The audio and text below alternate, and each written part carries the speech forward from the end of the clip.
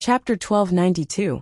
In the evening, in that leaky attic, Poplar Fruit and his daughter sat cross-legged on the clean and soft bed, chatting for a while. Although it was already past 12 o'clock in the evening, the little girl was still not sleepy because of the time difference. Today, you said that you want to stay and live in the home we chose. Dad is very happy. Poplar Fruit smiled and said, although you only said that you want to stay and look at the stars. The little girl waved her hand, mischievously smiled, and said, it's not exactly about looking at the stars, because Papa said that since we chose it, we have to stick to it. Her soft long hair spread on the bed and waist, exuding the soft fragrance of shampoo. The light above her head shone on it, reflecting a faint luster. It was very beautiful, just like a fairy scattering flowers. Dad thinks that it's great that you can think like this. Poplar Fruit smiled and said, this means that you have grown up and gradually began to understand the meaning of responsibility. Huh. Kiki looked at her father in puzzlement. Responsibility is that you have to learn to overcome difficulties, for the promise you made, for the choice you made to the end. Poplar Fruit said in a soft voice. Dad will give a simple example. When you were young, you suddenly appeared in Dad's world.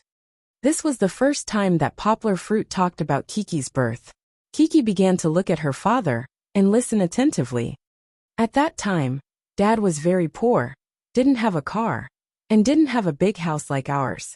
Poplar Fruit gestured and said with a smile, at that time, Dad just rented a house that was about the same size as ours. Your appearance has suddenly disrupted Dad's life. Poplar Fruit didn't talk about his ex-girlfriend's departure. When you were young, you were very naughty. Whenever Dad left your side, you would cry. Later, Dad also resigned from his job and could only revolve around you all day. Chi-Chi blinked her eyes. She was also doing her best to flip through her memories. Of course, even though Chi-Chi's memory was very strong, she didn't have complete self-awareness yet. Her memories before she was 1 year old were already very vague and blurry. Someone told Dad to give up on you because Dad can't even take care of himself. How can he take care of you, who can't take care of herself? Poplar Fruit looked at his daughter affectionately and said softly, but Daddy didn't do that. Do you know why? Because Papa loves me. The little girl's voice was soft as she looked at her father nervously. Yes, but the most important thing is responsibility. Poplar Fruit laughed. You know what? The first time I held you in my arms, I knew you were my daughter when I saw you, silly girl. Blood is thicker than water. And the feeling of being connected by blood has tied you and me together. And the first time you opened your eyes, you smiled when you saw Daddy. Daddy still remembers that you didn't have a single tooth at that time. So you were very small. Poplar Fruit seemed to have been immersed in his memories. In his slightly moist eyes, it was as if the shadow of the little guy from back then had appeared, overlapping with his daughter, who had grown up into a little girl in front of him. Papa, Kiki couldn't hold it in anymore. She threw herself into her father's embrace and tightly hugged her father. Her voice was choked with sobs as she said, don't cry. When you cry, I also want to cry. Fool, Daddy isn't crying. Daddy is smiling happily. Poplar Fruit tenderly rubbed his daughter's slightly wet hair and said, that's right. You were like this when you were young.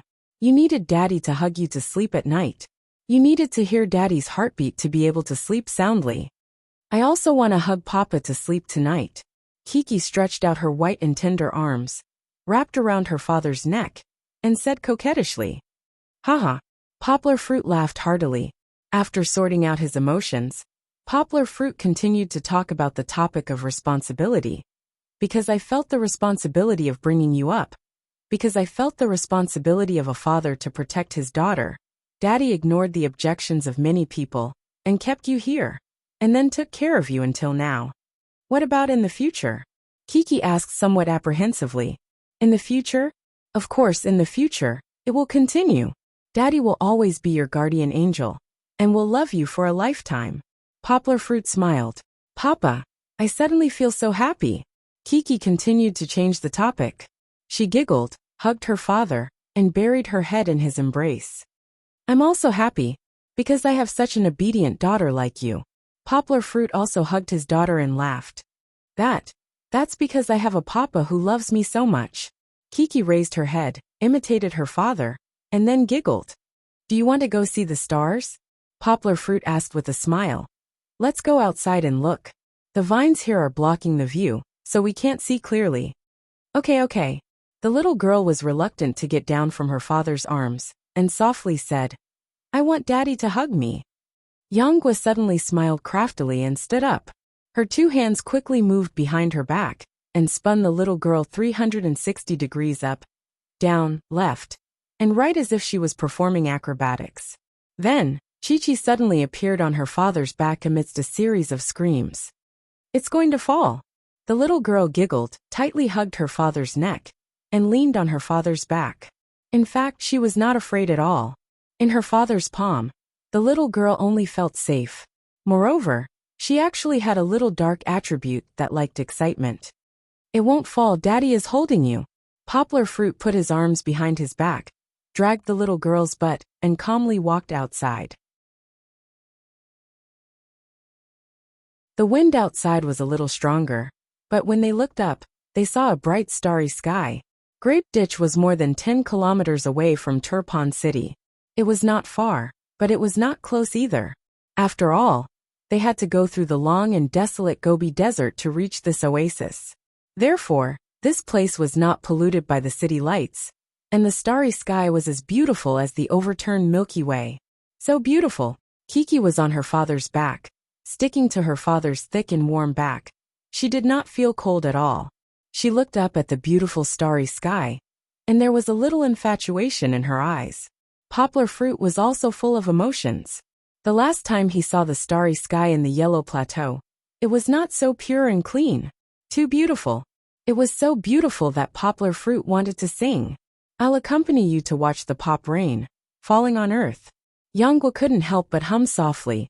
This was the theme song of an idol drama that was popular throughout the country when Yanghua was in junior high school.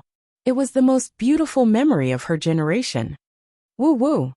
Unfortunately, just as he started to sing, his mouth was covered by a soft little hand, and the little girl said angrily, Aya, Daddy, don't sing. Don't you know how bad your singing is? Haha. Chapter 1293. Thank you to Do Lu for your tips. I'll add a chapter today. The morning came not early. It was already past 9 o'clock. The sky was just like 6 o'clock in the morning in the eastern region. The sun gently jumped out from the horizon. Poplar Fruit was dressed in white clothes and white pajamas. He stood at the corner of the terrace of the house, looking at the oasis and desert in the east. He was like an ancient swordsman, looking at the beautiful sunrise. If he didn't dance with his sword, he should write a poem. Kiki. However, this elegance was soon broken by Dajuan. A lively little boy ran in from outside, and was about to climb up. Dajuan, you're up so early? Poplar Fruit turned around and smiled at Dajuan. Slow down. Don't fall. Dajuan ran up to the attic, panting slightly, but he was very excited. He looked up and asked, Uncle Poplar Fruit, where's Kiki? She hasn't woken up yet. Poplar Fruit smiled and said, Not yet. She played too late last night, and is still sleeping. The little girl was too excited to watch the stars yesterday, and kept asking her father to tell her stories about the constellations. As a result, she slept a little late. But now it was time to get up. Yanghua led Dejun inside, and saw a little girl who had kicked away her blanket, and was lying on her stomach. She was sleeping soundly with her limbs spread out. She really treated this place as her own home. Poplar Fruit smiled, and pulled the quilt to cover the little girl. He was not afraid that she would catch a cold. His daughter had just kicked the quilt off. It was not cold in the summer morning, but her sleeping posture was too messy. Kiki, wake up. Brother Dajuan is here to play with you. Poplar Fruit said softly.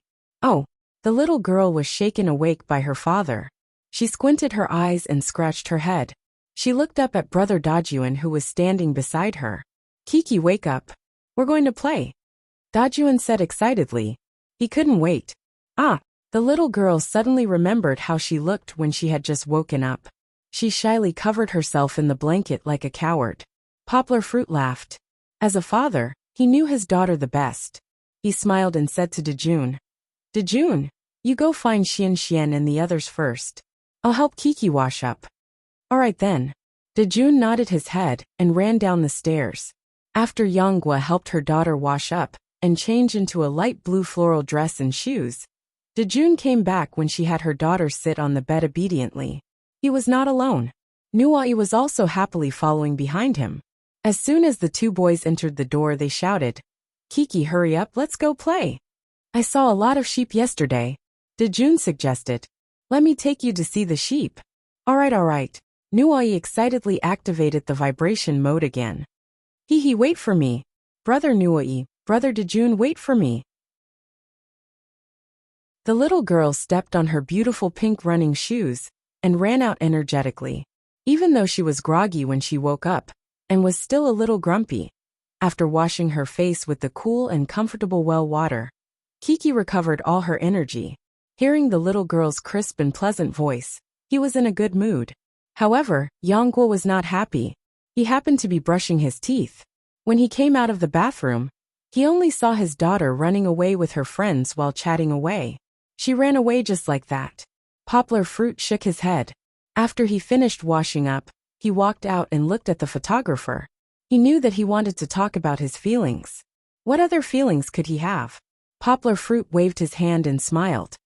I thought that when she was 14, 15, 16, she would go play with the boys and ignore her father. 4 years old.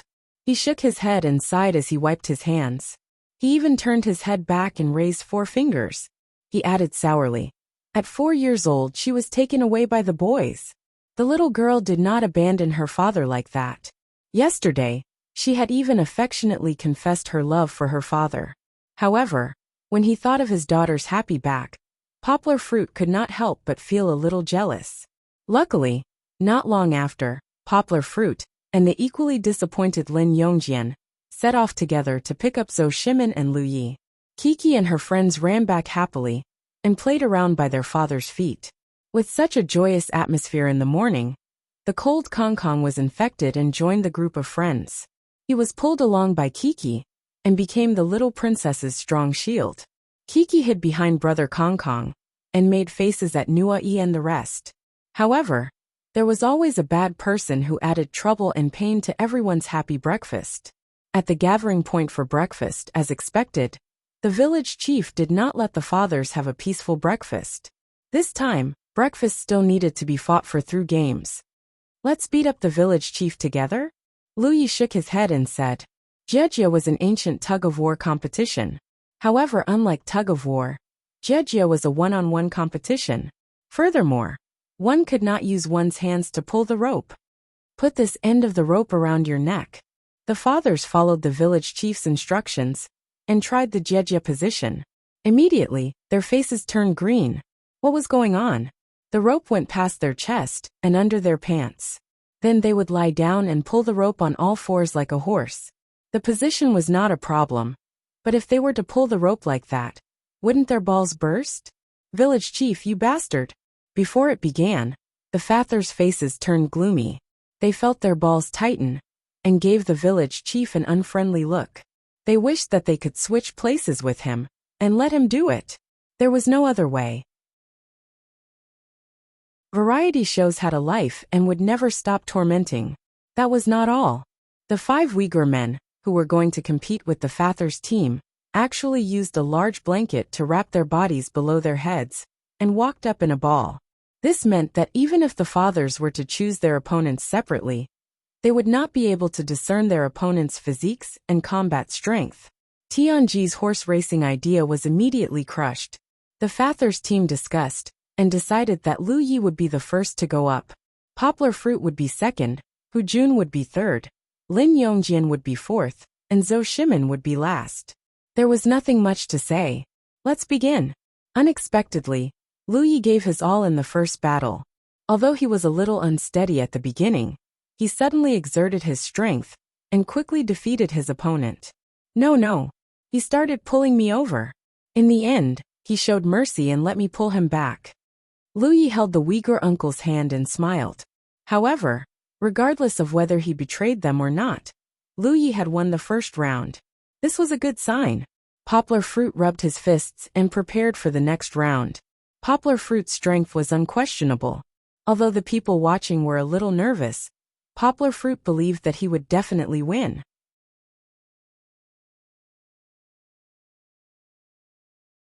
Chapter 1294. Not only did Poplar Fruit want to win, but he also wanted to lay a good foundation for the remaining contestants of his father's team. Since Tianji's horse racing could not be done, Poplar Fruit decided to do the opposite. It would be a king versus king match. When the Uyghur uncle that Lu Yi had chosen walked out, the gap was quickly closed. No one could see it clearly, except for Poplar Fruit. Yang Gui's sharp senses allowed him to clearly see the figures of the remaining 4 opponents. Therefore, he had to choose the strongest one among them. This was just like in the Romance of the Three Kingdoms. When 2 armies fought, the general, or the strongest general on both sides, would come forward to PK.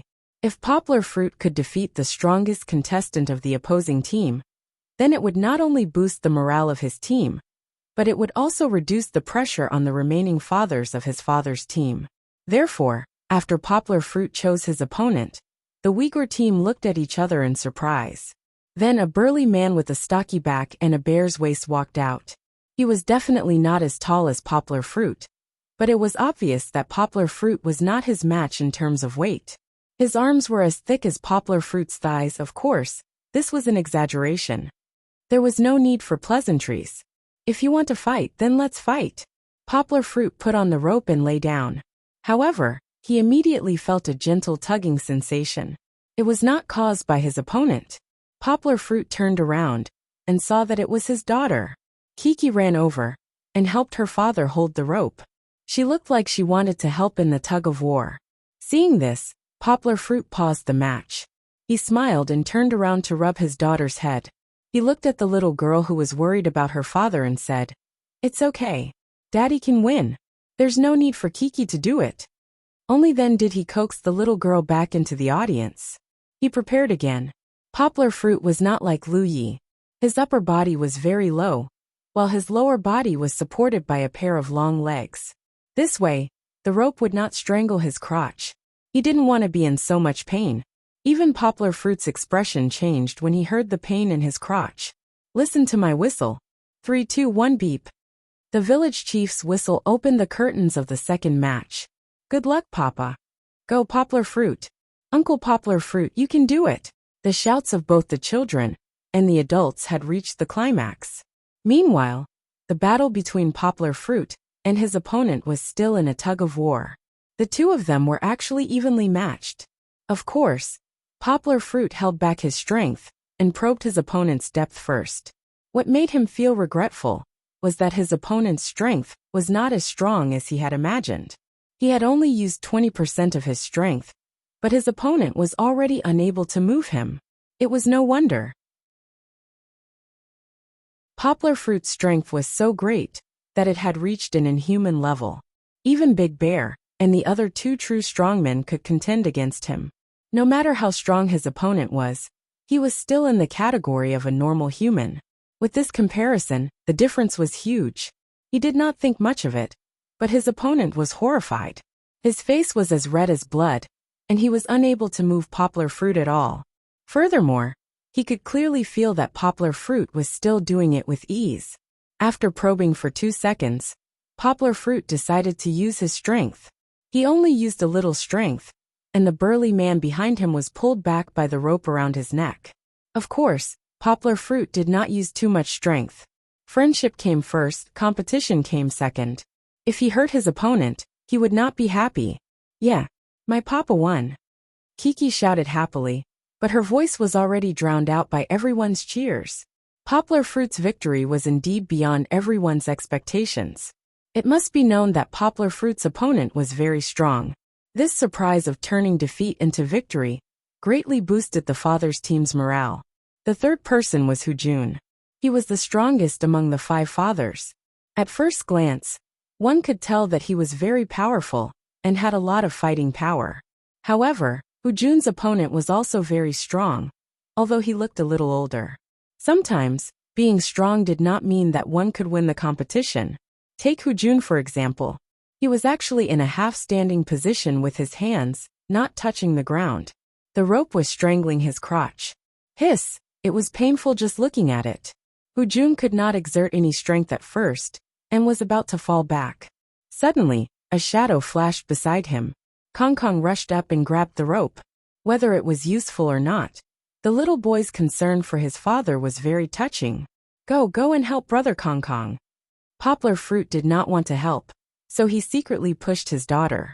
The little girl who received the signal quickly ran over and followed behind brother Kong Kong, preparing to pull the rope. Seeing that Kiki had already gone up, Xian, Nui and Dejun did not want to be outdone and rushed up to help Jun. One child did not have much strength. 2 children added together did not have much strength. But what about 5 children? In other words, with 4 children, Kiki who was as strong as 2 boys, and Jun who could still exert a little bit of strength, the rope miraculously stabilized. Senior brother, press your body down. Just now, Lu Yi saw Poplar Fruit's performance and secretly learned from it. He quickly taught it to Jun. Jun's strength was not bad.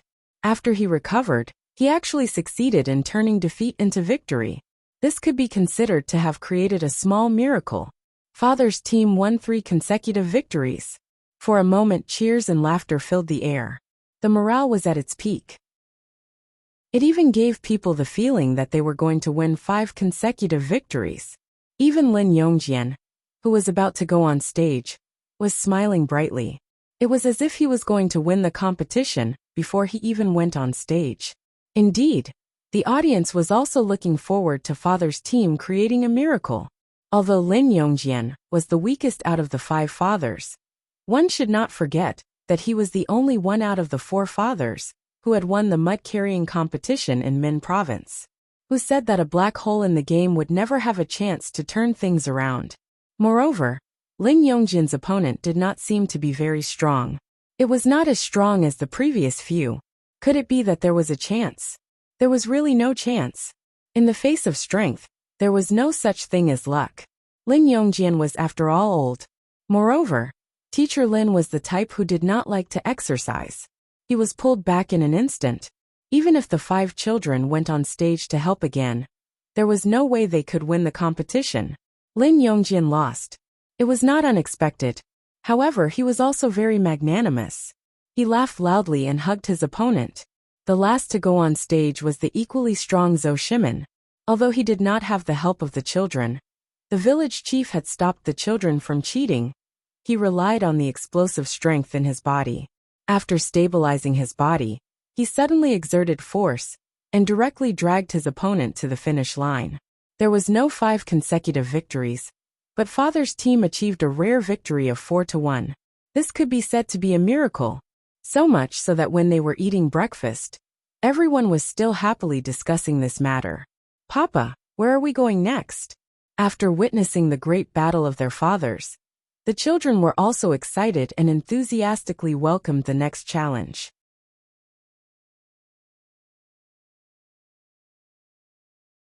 Chapter 1295.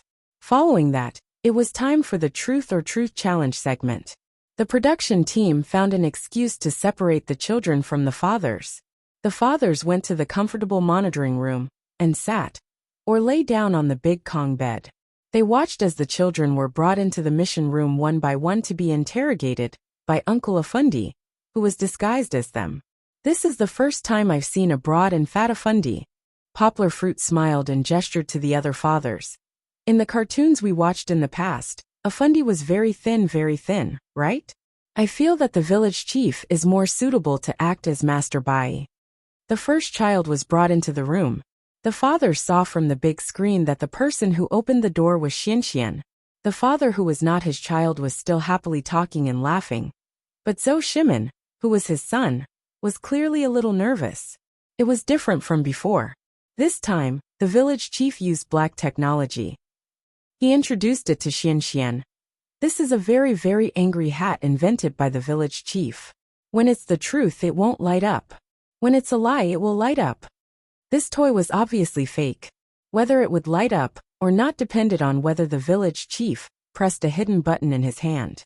However, The children would not be like the adults and think that it was fake just by looking at the rough workmanship. They would first believe the village chief's words. Then, like Xian, they would begin to feel nervous. Although he was quite honest, little chubby Xian would still occasionally lie. After a few rounds of answers, Xian completely believed that the machine would detect his lies. Hence, he suddenly revealed a secret. Dad used a belt to hit me. In the monitoring room, the fathers were all surprised. Lu Ye's reaction was even more exaggerated. His mouth was wide open, and he had a look of shock. Of course, Poplar Fruit had also experienced being beaten by his father when he was young. However, even if he was born in the countryside, his father had never used a belt to hit him, let alone a city child who was spoiled. Even Poplar Fruit, who was born in the countryside, had never been hit by his father with a belt. Even an adult would not be able to take a beating from a belt. You really used a belt? Hu Jun asked with a smile. I used this to scare him. Zhou Shimin laughed. He moved his two hands closer and stretched out to demonstrate. This was not called hitting. It was just the sound of the belt to scare the child. Of course, Xian was still a very cute and honest child. He honestly explained the reason. I was the one who hit my brother first. Little chubby Xian himself knew that this was wrong. During the test, every child was guided by the village chief to show their truest side. What touched his father and the audience was that the 5 children were all very kind and pure. Their hearts were like a piece of beautiful jade. Xian said that the reason why he didn't like his mother kissing his father was because he wanted his father and mother to kiss him. He would also be happy for his little brother to be kissed by his parents, because that was his little brother. It was the same for Dejun. During the village chief's question and answer session, Dejun nearly made his father cry. He was touched. Hu Jun and the other 3 fathers had a whole new level of respect for her. I like Daddy. I like you very much. Even though the village chief had turned on the light of the lie detector machine, Dejun still said firmly, I like it when I smoke, and I like it when I don't smoke. If he is sick, will you still take care of him? The village chief's question was the key to pushing this feeling to the peak. I will. I don't allow him to smoke, but he still smokes. If he doesn't listen to you, are you still willing to take care of him? I'm still willing. Dejun did not hesitate. At this moment, the monitoring room was silent. Lin Yongjian was holding back his tears. Anyone could see that he was touched. Thinking about Dejun's performance this time, it was much better than the previous 2 trips. Did he use some kind of technique? That's not it. From the program, we could see that the dialogue between Dejun and the village chief was very simple. It came from the bottom of their hearts. The reason why the fathers and the audience had a whole new level of respect for Dejun was because the village chief had really peeled off Dejun's heart. He had brought out his sincerity and kindness that had been ignored by everyone. And all of this was Dejun's original, genuine personality. The third was Kong Kong. To be honest, the fathers were very confident in Kong Kong. Lu Yi even said that Kong Kong's performance was the best. Poplar Fruit also said, right, I feel that Kong Kong is very, very sensible and smart. Poplar Fruit really liked this child who was cold on the outside, but warm on the inside. Not necessarily. Hu Jun laughed heartily. He made a motion of taking off his hat and said, if things don't go well, Kong Kong will say, this game is too childish. Puts down hat, let's go. Kong Kong entered the door. Under the village chief's greeting, she put on the lie detector hat. Kong Kong's expression is very calm. She was not affected by the village chief or the environment. Poplar Fruit said with a smile. In comparison, the 2 children in front seemed a little nervous. However, they were not. Kong Kong was also nervous. After hearing the village chief's description of the lie detector machine, Kong Kong began to cover her ears. Not only was she afraid of the noise, but she was also worried that she would be found out if she was lying. Do you like Dad? Towards this question, Kong Kong was the first to answer that she did not like him. She was very honest and very firm. Why don't you like him? Has he hit you before? Has he been fierce to you? The village chief's question immediately made Hu Jun, who had been teasing the other fathers in a relaxed manner, sit up straight. Kong Kong said weakly, no. The village chief did not press the button but asked, "Is it true?" Kong really did as Hujun said. He took off his hat and said, "Forget it, I'm not going to try it." The little boy's voice was still very calm, but he was indeed a little nervous.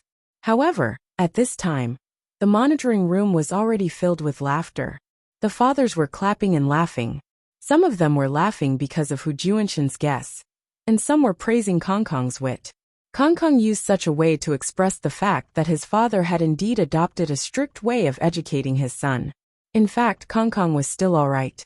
Although he had been challenging his father's nerves, the other fathers and the audience's jokes, for example, holding a knife, chopping off my hand. Zhou Shimon's scaring was nothing compared to this. Another example was choosing the airplane Lego over the company of his father. However, Kong still showed his emotional side. With Lego and a father, he's happier this way. After saying this, Hujun began to quiet down and reflect on whether he had done something wrong. "I think Kong has actually grown up," Poplar Fruit suddenly said. He was a teacher and had taught elementary school children before, so he had a better understanding of children's psychology. He thinks more, so sometimes he is more rational in some aspects. Hujun looked over in confusion. Poplar Fruit smiled slightly. He gestured up with his two palms and continued. In his heart, he actually wants brother who's company. This should be ranked above the toys. But why doesn't he choose the answer he desires the most? Right, why? Because he understands that it's impossible for you to sacrifice your job to stay with him, Poplar Fruit said softly. So after suppressing his feelings for a long time, he rationally tells himself that the best choice should not be the one he desires the most. Was this deception? No, this was also sincerity.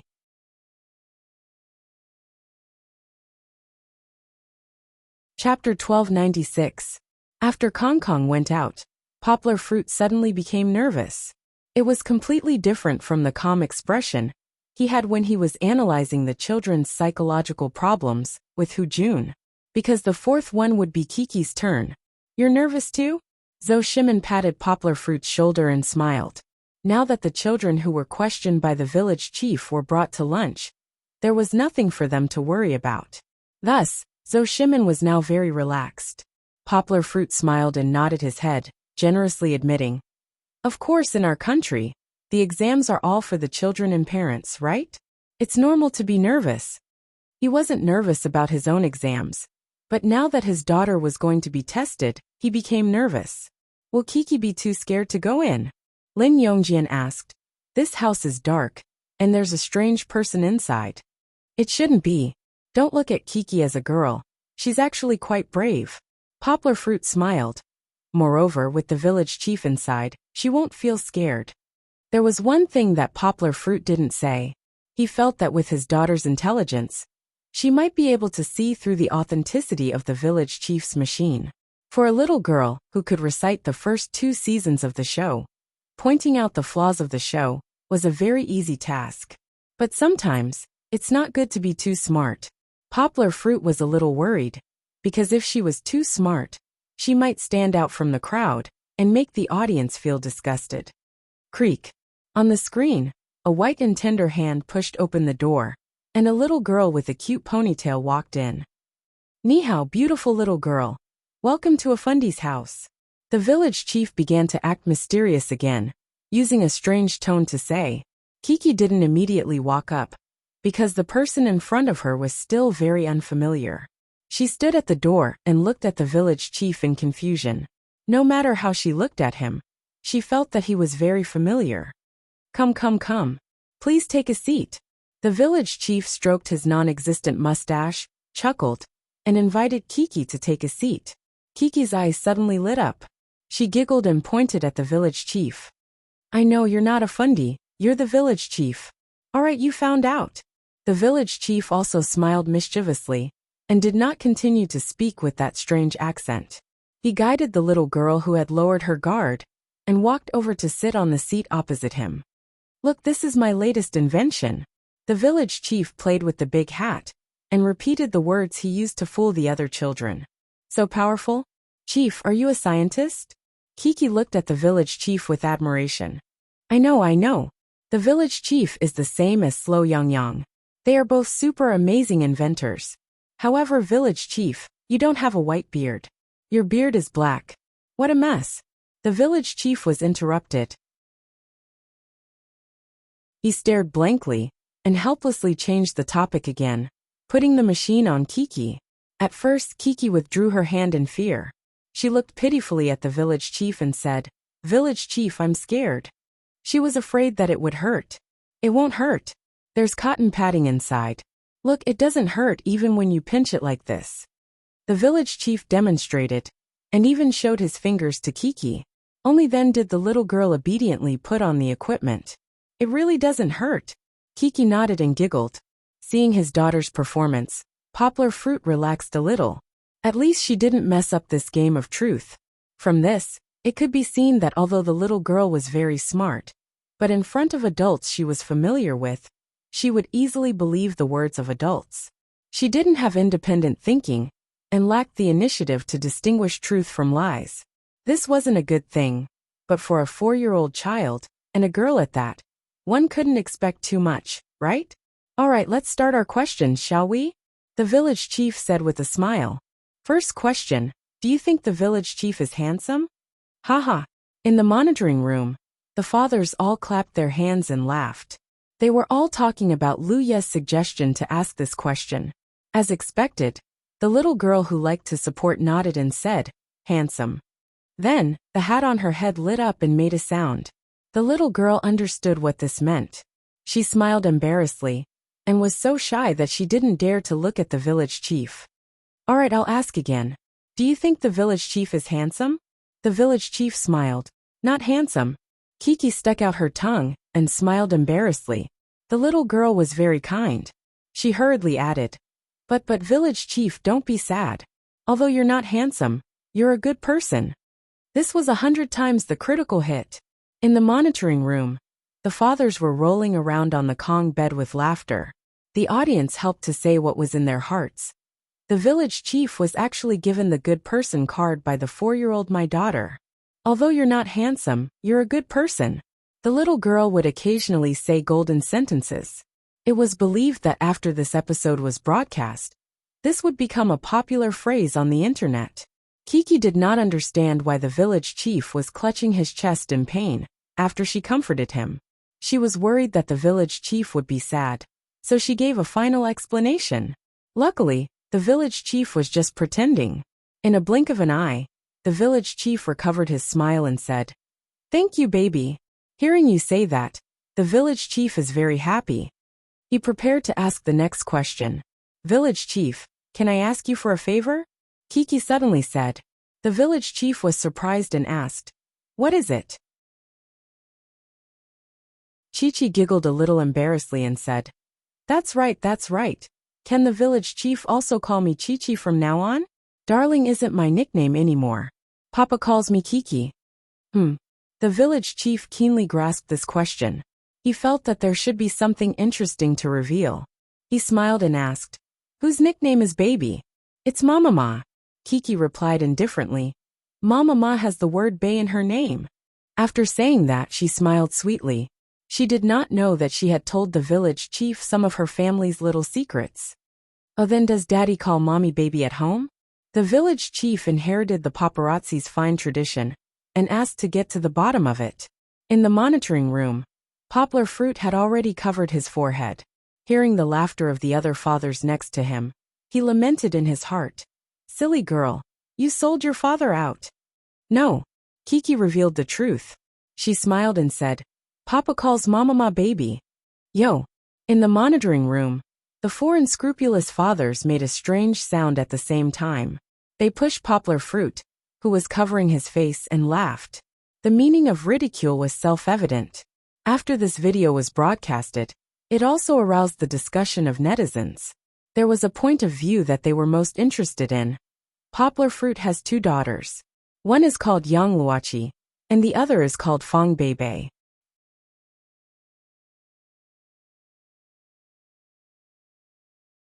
Chapter 1297. No one would have thought that the extremely intelligent Kiki would divulge a secret. However, this was also very normal. All children were like this, including Kong Kong, who also said a lot. After all, they regarded the village chief as a reliable and close friend. Poplar Fruit's eyelids twitched. He felt that his daughter was going to cheat him again. Do you love Daddy? I love Papa. I love him very much. The little girl said with a smile. This question, for the little girl, would never need to think, because there was only one answer. If Daddy kissed Mommy, would you feel unhappy? The village chief asked with a smile. Why would I feel unhappy? Kiki blinked strangely. She did not understand what the village chief meant. Because Daddy kissed Mommy but not you. The village chief said. I will say Papa, I also want a kiss. Kiki giggled. Then Papa will kiss me. The answer was irrelevant. But just like the little girl's happy mood at the moment, the little girl did not feel unhappy at all. Then does Daddy kiss Mommy more or Kiki more? The village chief continued to ask. In fact, the village chief asked a lot of questions, but most of them would be edited in the program, leaving only the children's amazing words. So far, the village chief only pressed Kiki's helmet once, but it seemed that the little girl was very honest. The village chief probably did not have many opportunities to play. Just now, he had asked a lot of questions about Kiki's family. The village chief decided to ask Kiki some questions about herself. Do you like kindergarten? The village chief asked. This question, he asked a lot of children before, such as Xian Xian and Dejun. Under the village chief's guidance, they all said their own thoughts. Indeed, most children do not like to be restrained by teachers in kindergarten. What would Kiki say? I like it. Kiki nodded. However, the village chief pressed the lie detector, and Kiki's hat rang again. She said, Aya, and touched the hat on her head in confusion.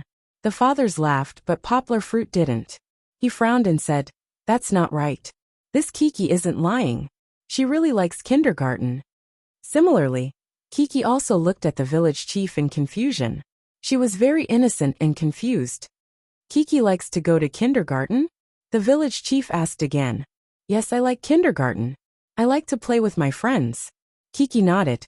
She felt that she was not lying. Her big eyes were filled with sincerity and confusion. It's true. Village chief, please check it.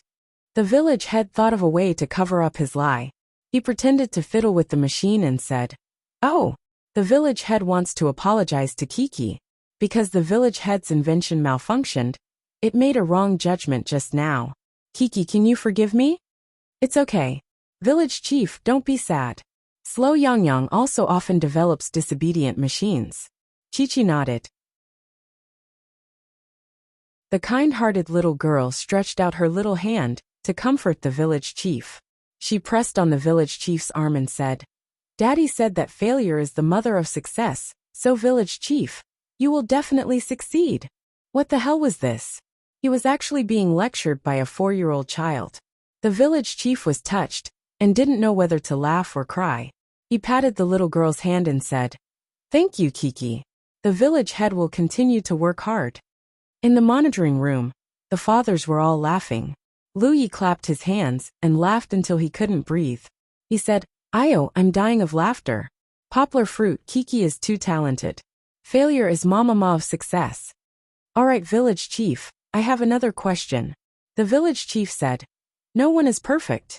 Everyone has flaws, and there are things that they don't do well. Then Kiki, what do you think is the thing that you want Daddy to correct the most? Poplar Fruit immediately became spirited. He crossed his legs and focused on watching. Kiki held her cheeks and looked up at the sky at a 45-degree angle. This question seemed to be a little difficult for her. In other words, what do you think is Daddy's biggest flaw? The village chief asked. Daddy has no flaws. The little girl waved her hand. She pouted and said sullenly, But I really want Daddy to accompany me more. No one would have thought that Kiki, who accompanied her father the most, would say such words. Is it because Daddy is often not at home? The village chief asked. Kiki shook her head like a rattle drum. She denied it and said, No, it's because Daddy sometimes has to go on business trips and then he leaves me at home. What's the difference between this and not being at home often? The village chief didn't understand. But Yanghua understood. He suddenly felt a sense of loss on his daughter's little face. What kind of feeling was that?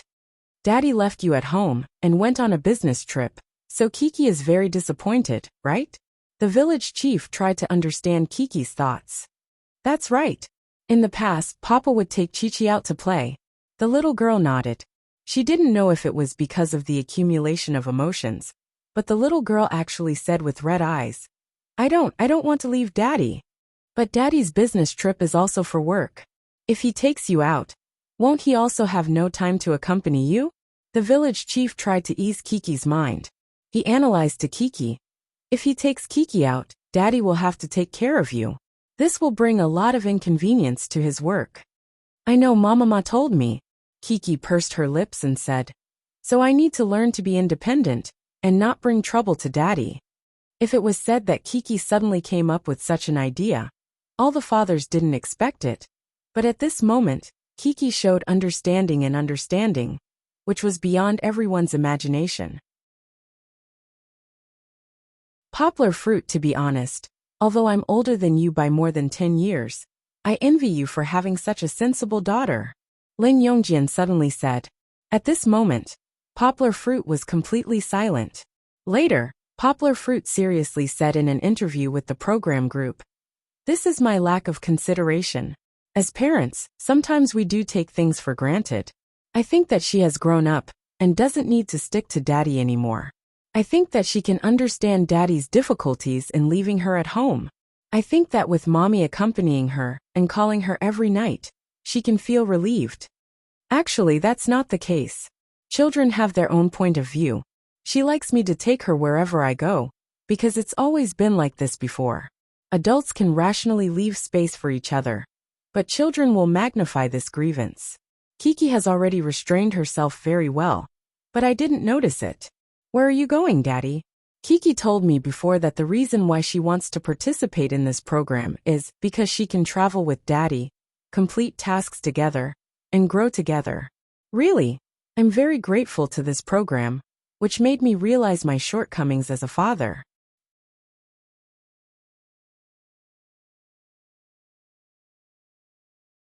Chapter 1298. Back in the show, Poplar Fruit was still looking at the big screen and reflecting on himself. Kiki didn't feel bad for too long. The little girl was originally an optimist. After chatting with the village chief for a while, she began to happily talk about other things. Alright, that's the best question. In order to enlighten her, the village chief looked for a question that she was more interested in. He smiled and asked, In kindergarten, do you think you are the most beautiful girl in your class? Everyone thought that with the little girl's personality, she would nod her head. She often talked to the camera and asked the camera if she was beautiful. Besides, Kiki was so beautiful. Even if she nodded her head, no one would think that she was vain. Not to mention in Kiki's class, in the past 3 seasons, even in so many parent-child shows, it was difficult to find my daughter, who was prettier than Kiki. But Kiki was stunned for a moment and shook her head. No. The village chief asked in surprise. He had already made a mistake once before, and didn't dare to mess around again. Kiki was a very opinionated child. No way. The village chief thinks that you should be the prettiest. No, Julia, Ran, Xiao, and many of my good friends are very beautiful. Kiki seriously defended her friends. Also, I don't want to be the prettiest girl. Kiki said very seriously. Only a bad queen wants to be the prettiest girl. Dad said that I want to learn from Snow White. Snow White has a beautiful heart, so she has many good friends. You even told this to the child. Zhou Shimin asked Poplar Fruit in surprise. It must be known that these principles were difficult for even elementary school students to understand. Children's minds were simple, so when parents educated them, they rarely talked about principles. Instead, they directly told them what was good and what wasn't. Poplar Fruit smiled and said, I only told her once in a while. I didn't expect her to remember. Actually, this matter had to be explained from the time Kiki participated in the kindergarten drama. At that time, after the Kiki performance, many parents told the Poplar Fruit that Kiki was really beautiful in front of her. Some even said that Kiki was the prettiest. After coming back, the little girl smiled happily for the whole night. Feng Beibei was worried that the little fellow would be too proud, and that she would be isolated in kindergarten because of her pride. So she asked Poplar Fruit to chat with Kiki about life before going to bed. Poplar Fruit chatted with Kiki very skillfully. He used the story of Snow White that he had just performed and was still very popular. He told her that beauty was a wonderful thing, but if she deliberately pursued beauty and deliberately wanted to be the most beautiful person, she would become a bad person like the Witch Queen. Poplar Fruit also told Kiki that a good child should learn from Snow White. The reason why Snow White had so many good friends and Prince Charming liked her was because her heart was pure and beautiful. Poplar Fruit gave some examples of Snow White helping the dwarves to cook, make the bed, wash the clothes, and clean the house. Chi-Chi might not be able to accept it very smoothly if he were to directly explain the great principle. But through Snow White's story, the little girl easily understood her father's meaning and also understood this great principle somewhat exaggeratedly. Therefore, after one night, the little girl returned to her usual well-behaved and lovely self, and was not affected by those praises. Of course, if everyone said that she was beautiful, the little girl would still be very happy. She would still bashfully smile for a while in her father's arms. But that was only because she cared about her appearance, and did not want to compare herself with others. Of course, Poplar Fruit did not expect that his daughter would remember the things he told her so clearly. Especially the sentence of the Queen, which left the deepest impression on the little girl. Poplar Fruit did not know if this was due to him, or the fairy tale. After receiving the village chief's praise, Kiki left happily. The Vitality Girl did not have the grievance of being on the verge of tears. Under the camera, she cheered and ran towards the place where the director said her good friends would gather. The cameraman could not keep up, and could only watch from afar as the pair of fair and long legs ran away. Next there was still the last Nuoi. Among the 5 children, the most difficult one to grasp was Nuoi. Just like what his father said, he's very easy to fly. Nuoyi's way of thinking could be said to be unconstrained. Often, while you were still lingering on a topic, he would have already jumped to another story. Of course, in traditional Chinese classrooms, the evaluation of such children was very bad. They felt that they were restless, or they were described as hyperactive. But from another perspective, or from the perspective of a more tolerant Western classroom, weren't these children also very active and creative? For example, Nuoi would often use the village chief's words as a reference to the world of Journey to the West. If the first few children brought about touching feelings, warmth, and even surprise for Kiki, then what Nuoi brought to the audience was uncontrollable laughter. For example, when the village chief asked Nuoi if he had seen Guanyin Bodhisattva, even if the village chief lit up the helmet and made a fuss a few times, Nuoi still firmly said that he had seen her. Why did he say that he had seen her? Because he had seen Sanya's Southern Sea Guanyin. That was a statue of more than 100 meters tall. From the perspective of a child, this statue of Guanyin was undoubtedly the real Guanyin Bodhisattva. Of course, the village chief was also cursing in his heart. Are you fucking kidding me? But from a child's point of view, Nuoi was indeed not lying. However, following that, when the village chief asked if he liked his father, his hand trembled and accidentally lit up the helmet. This triggered a hidden plot that made the audience burst out in laughter. So, when Nuoi said that he liked his father, it was a lie. Lu Ye's suspicions in the monitoring room had been slapped in the face. Why was it a lie? Under the village chief's questioning, he found out that Nuoi was sad because his father liked his younger sister more. With regards to this, he was very certain. Why does father like his younger sister more? Asked the village chief. Sure enough, Nuoi once again gave an answer that made people convulse with laughter. Because his younger sister is also his son. The boy was not only face blind, he was also gender blind. He was so silly that he could not differentiate between a son and a daughter. Of course, after the laughter, the village chief began to stir up emotions. Under his guidance, Nuoi showed his sensible and filial side. What do you want your father to become? A happy father, a real father. When your father is old, lying in bed and unable to move, will you still love him? I don't love him anymore. Behind the shocking words, there was indeed an indescribable pain. Because he will die. Although he said that he did not love him, his heart was filled with reluctance and longing. He would send his father to the hospital and take good care of him. Nui shed tears. In the monitoring room, Luyi was also moved to tears. If not for so many fathers watching, he would probably have also shed tears. Aren't you looking down on your child? Poplar Fruit patted him on the shoulder and said with a smile. Although the Q&A had ended, the fathers all went to have lunch. However, in their hearts they wanted to see their children more. After listening to their thoughts, even Poplar Fruit wanted to talk to their children.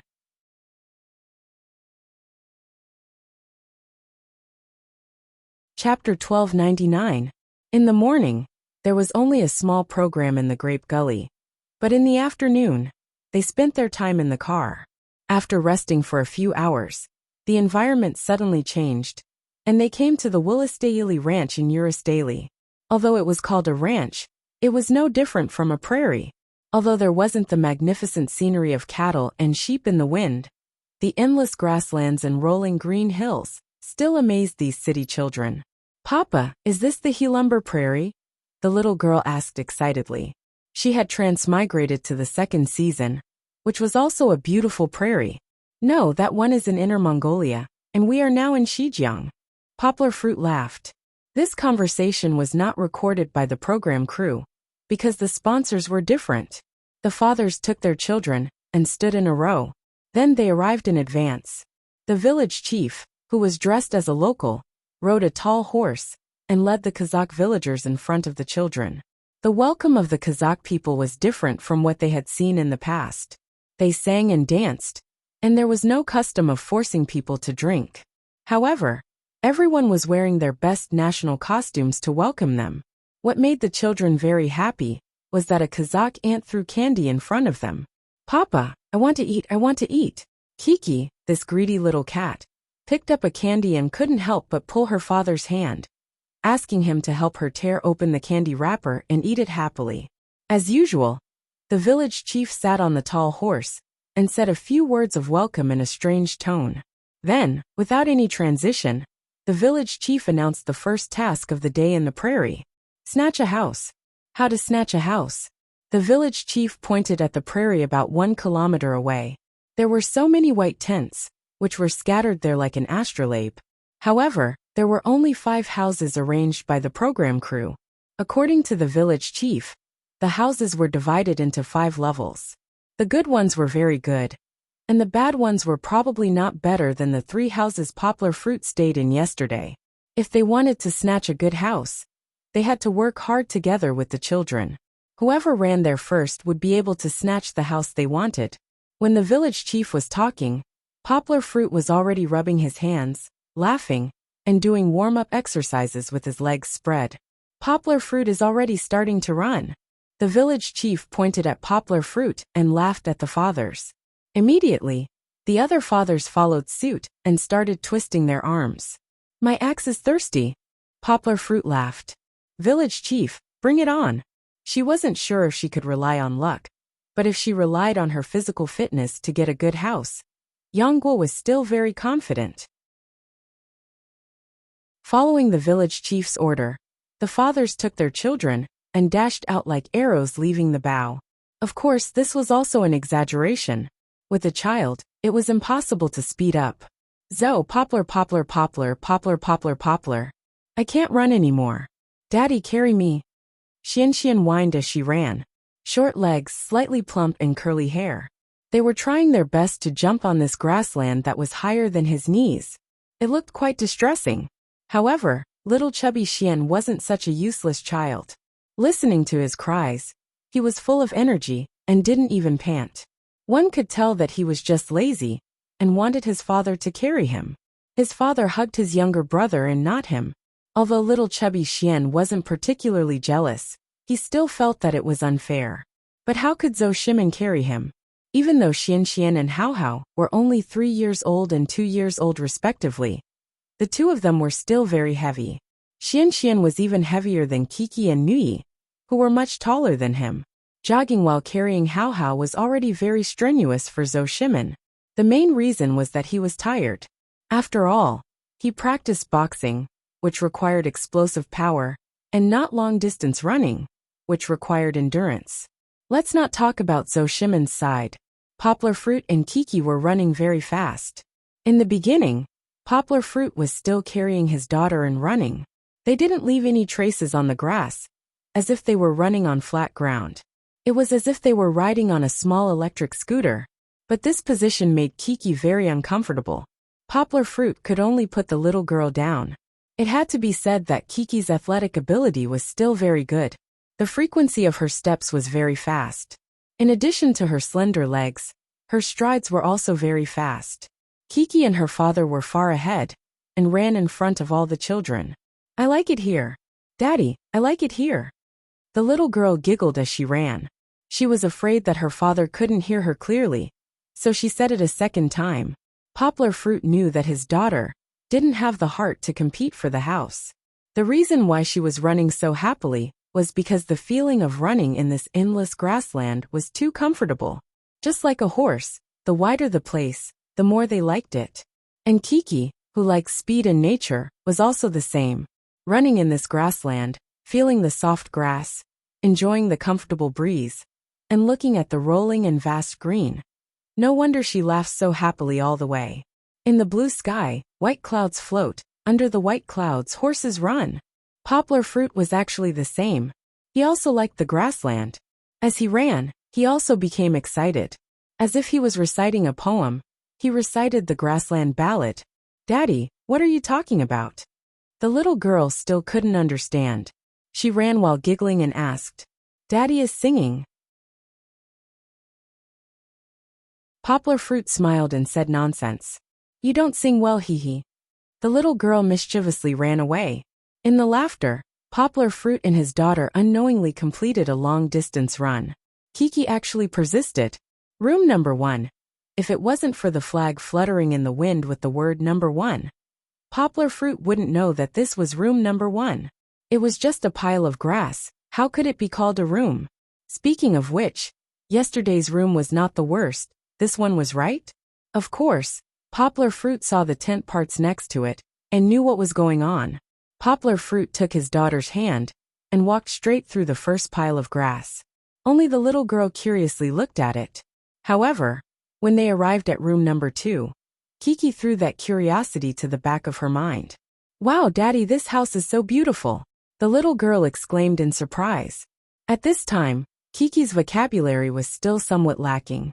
She remembered some of the praises she heard before, but she didn't know how to use them. But Kiki's praise was correct. This yurt was too spacious, at least 40 square meters. Moreover, the floor was covered with a wool blanket, and the bed was clean and tidy. The big bed was also very stylish. Yesterday, Luya's big bed that could sleep more than a dozen people was not as big as this one. "Do you like it here?" Poplar Fruit touched his daughter's head and asked with a smile.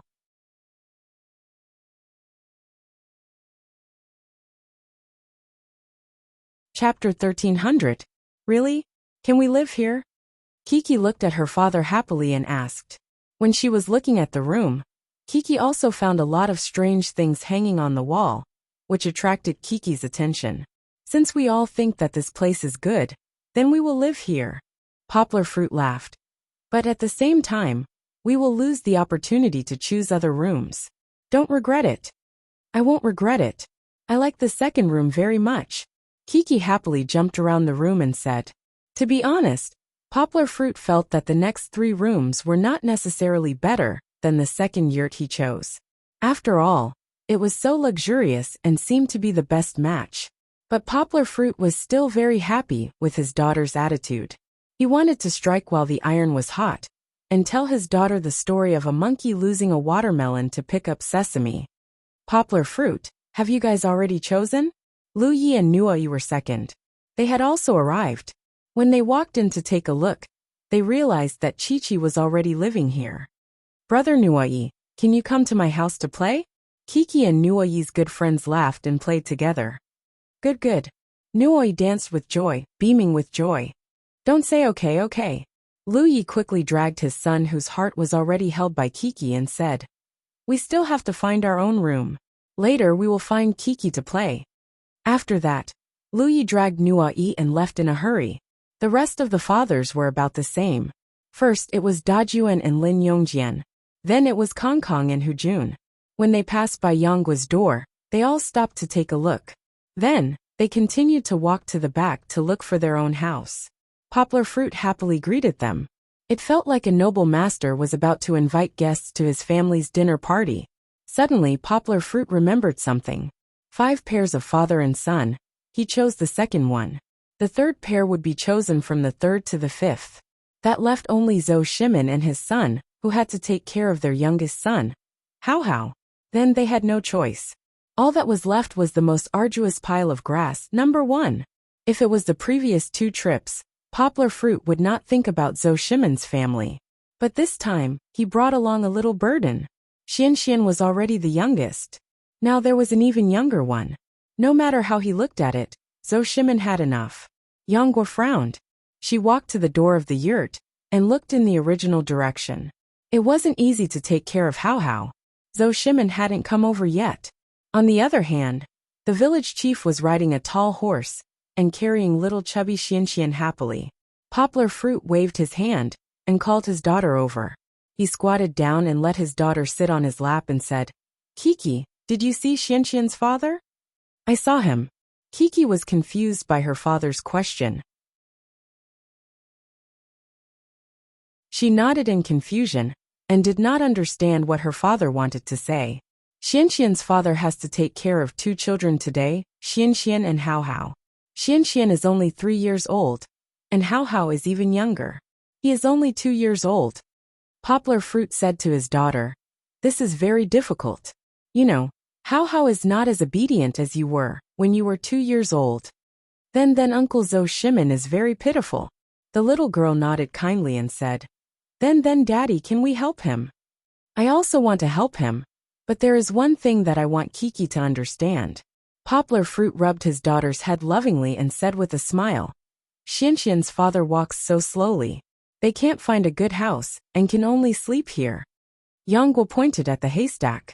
She didn't beat around the bush and directly said to her daughter, "But Hao is so young. He can't live in such an environment. He will get sick at night. So, Dad, do you want us to change houses with Xian's family?" Chi was stunned for a moment. Poplar Fruit looked at his daughter's expression and explained, "We will give Xian the second room. And then we will live in the first room, okay?" "Okay." The little girl nodded and was very straightforward. Poplar Fruit's prepared persuasion words were all blocked. Poplar Fruit was stunned. He did not expect his daughter to be so easy to persuade. "Is it really okay?" Poplar Fruit asked again with concern. "If we change to the first room, we won't be as comfortable as the second room, and then we will have to sleep on the haystack. Are you willing to give up such a beautiful house?" "I like the second room very much. But I don't want Xian's daddy to be sad." Kiki took her father's hand and frowned slightly.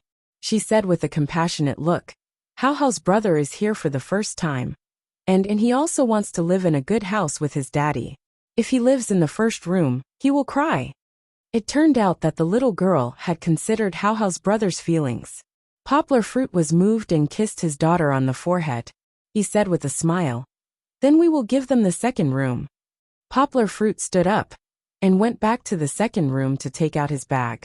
Then he took his daughter's hand and went to the haystack in the first room. Poplar Fruit put his backpack on it, patted the haystack, and said to his daughter with a smile, "It's not bad. It's soft and very comfortable." Kiki raised her head and looked at the sky.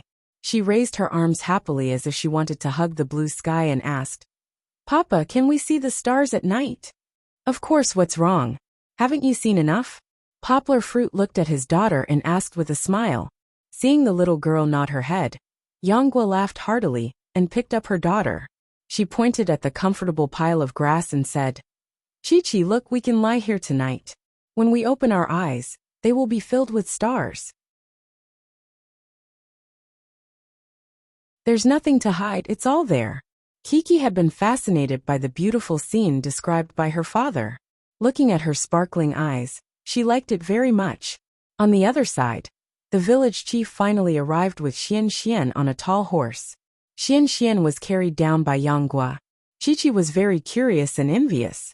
When the village chief asked her, she excitedly asked her father to carry her up, and happily rode off with the village chief. Poplar Fruit took Xuan's hand and pointed to the big yurt to Zhou Shimin, who just came with his little son, and said with a smile, "Brother Zhou, this is your room." "Our room? It's the last room, and there's still such a good room?" Zhou Shimin looked around and asked in surprise. At this time, Hu Jun came from behind. Together with Kong Kong, he took the things and placed them on Yanggua's haystack. He also said to Zhou Shimin, "Shimin, this room one is ours. Your room is at the back, and it's a carriage room. Xian should like it. Take him to see it." This time, Zhou Shimin was completely confused. Which one is it?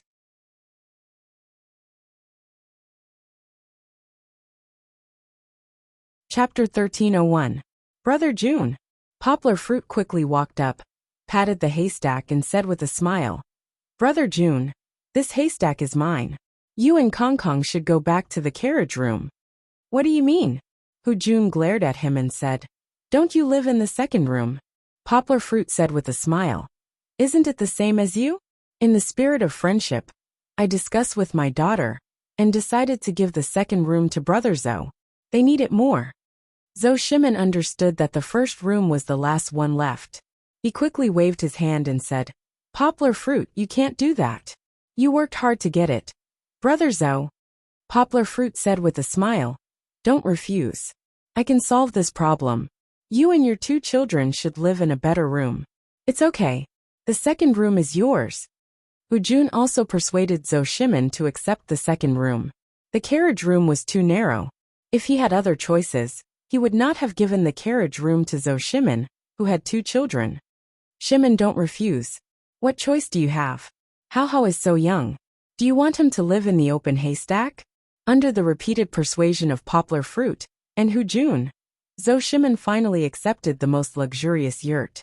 He took the children back to tidy up, and Poplar Fruit and Hu Jun continued to fight. Hu Jun was naturally unwilling to give up. He said, "Poplar Fruit, listen to me. Today this room is for me and Konger. You didn't sleep well last night. Do you want to live in such a bad room today? You take care of your daughter. Don't you feel sorry for Kiki? We'll sleep here. It's more difficult." Kong Kong also supported her father. Poplar Fruit chuckled and said, "Brother June, you're wrong. You're not a fish. How can you know the happiness of a fish?"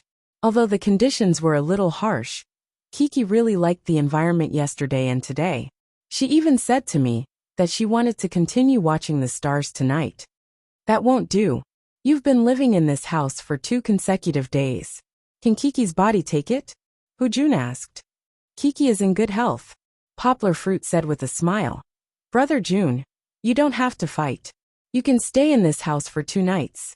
You can come back next time." "Hey, what are you saying? Come back next time?" Hu Jun was also amused by Poplar Fruit. "Kong Kong, I heard that you also had a nosebleed this morning?" Poplar Fruit patted Kong Kong's shoulder gently and asked, "I think it was really hard for you to climb the mountain of flames yesterday. Also, you didn't have a good rest yesterday, right? You also slept in the yard." Hu Jun was silent at this time. He also thought of his son's nosebleed in the morning, although he said, "A little blood is nothing to be afraid of." In his heart, even though Hu Jun often played the role of a tough guy, how could he not be worried about his son? Poplar Fruit struck while the iron was hot and said to Hu Jun, "That's why Kong Kong needs a good rest the most. Although Kiki is a girl, she has been practicing boxing with me since she was young. She rarely gets sick, and her body is in good condition." Hu Jun was a little moved by Poplar Fruit. He turned to look at his son and asked, "Kong, what do you think?" Poplar Fruit saw that Kong Kong was still a little hesitant. He smiled and said, "Don't worry, Kong Kong. Kiki is fine. She can't wait to sleep on this pile of grass. She can even watch the stars at night. Of course, maybe Nuai will come to play with her again at night." At this time Kong Kong nodded and said, "Okay then. Next time, if you choose a bad house next time, you can exchange with us." Poplar Fruit looked at the stubborn and kind boy in front of him and said with a smile, "Okay, it's settled." Not long after Kong Kong and her father left for the carriage house, Kiki also came back. She rode a horse under the protection of the village head. She was so happy that she couldn't stop. She kept telling her father about her riding experience. In fact, the first room was not only a haystack, but also a simple tent on the ground. If it was set up, it would be like camping in the wild, and it could shelter them from the wind and rain. Poplar Fruit didn't think it could shelter them from the rain. On the prairie, when it rained, Poplar Fruit would definitely take his daughter to hide in Zoshimon's yurt. But Kiki didn't want her father to set up a tent. She took her father's hand and begged, "Papa, we don't need a tent, okay? We want to watch the stars at night." Not only did they want to watch the stars, but Kiki also wanted to continue the story of the constellations that her father didn't finish yesterday. "Poplar Fruit, Kiki, our house is very big. Why don't we sleep together tonight? I saw the big bed. There is a table in the middle, and there is a lot of space to sleep on both sides." After Zoshimon cleaned up, he came out and wanted to invite Poplar Fruit to live in the second room. Poplar Fruit waved his hand and said with a smile, "You see, she doesn't even want me to set up a tent. She wants to watch the stars at night, so forget it. Kiki wants to sleep outside tonight." Kiki was also holding Xuanxuan's hand and invited him. "Xianxian, let's watch the stars together tonight, okay? There are so many beautiful stars at night." "Okay, I want to watch the stars too." Xianxian looked at her favorite sister and was so happy that her small eyes almost disappeared. In the end, the choice of the house was finally decided. The program team gave the dads 1 hour to pack up and rest. During this period, the dads and the kids were having a lot of fun. The main reason was that there were some leather armors and weapons in the grassland yurts, which were similar to those of ancient warriors. So the fathers gathered together and took turns to cosplay. Kiki and her friends didn't want to be outdone. Although they couldn't be Spartan warriors, they also hid in the big yurt of Zoshimon's house and dressed themselves up with sheets, fruit baskets, and other tools. Nua Yi and Xianxian were very involved. Even Kong Kong resisted the urge to let Kiki put a flower in his ear. Of course, Kiki dressed herself up more interestingly. The little girl used the sheet as a headscarf and instantly turned into a cute and charming little girl of the Kazakh people. After playing around, the fathers took the children to the gathering place that the village chief had asked them to participate in the grassland sports meet. The fathers sent 5 teams of father and son, and the Kazakh people also sent 5 teams of father and son. One of them was father and daughter. However, this time, it wasn't a game between the fathers' team and the Kazakh people's team. The village chief asked the children to touch the stones, red or blue. Those who got the same color would be in the same team. In this way, the fathers' team would be separated and mixed with the Kazakh people's team. Poplar Fruit smiled and said, "Village chief, what if the stones we touch are the same color? How is that possible?" Lin Yongjian smiled and said, "The probability is too low. How is it impossible?"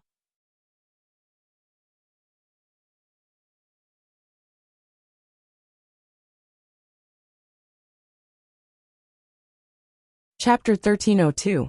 Xianxian was red, Kiki was red, and Kong Kong was also red. Wen Dejun also took out a red stone. The village chief and the other fathers were all dumbfounded. The children didn't know anything and cheered. They were happy to be with their friends. But this wasn't the village chief's original plan. The village chief glanced at the Jinx Poplar Fruit and smiled bitterly. "Just now, Poplar Fruit said that our babies wouldn't get the same stone. We didn't believe it. But now it seems that the possibility is very high. The probability was very low before. But now there was only Nua Yi and a Kazakh child left. Whether they succeeded or not, the probability became 50%. Luckily, Lu Yanhua had managed to find the blue stone. This way, the team would be split into 4 pairs of star fathers, 1 pair of Kazakh father and son, while Lu Yanhua and his son would form another team with the other 4 pairs of Kazakh father and son.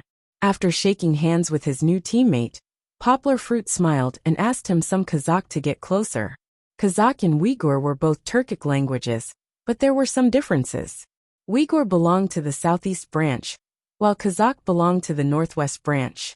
Compared to Uyghur, Kazakh was more similar to the Kyrgyz language that Poplar Fruit had learned, and the Tatar language that he had studied.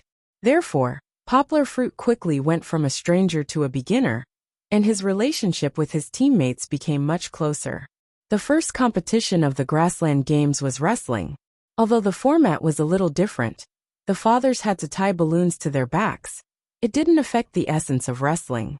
After all, they had to throw each other and make their backs hit the ground. Only then could the balloons burst.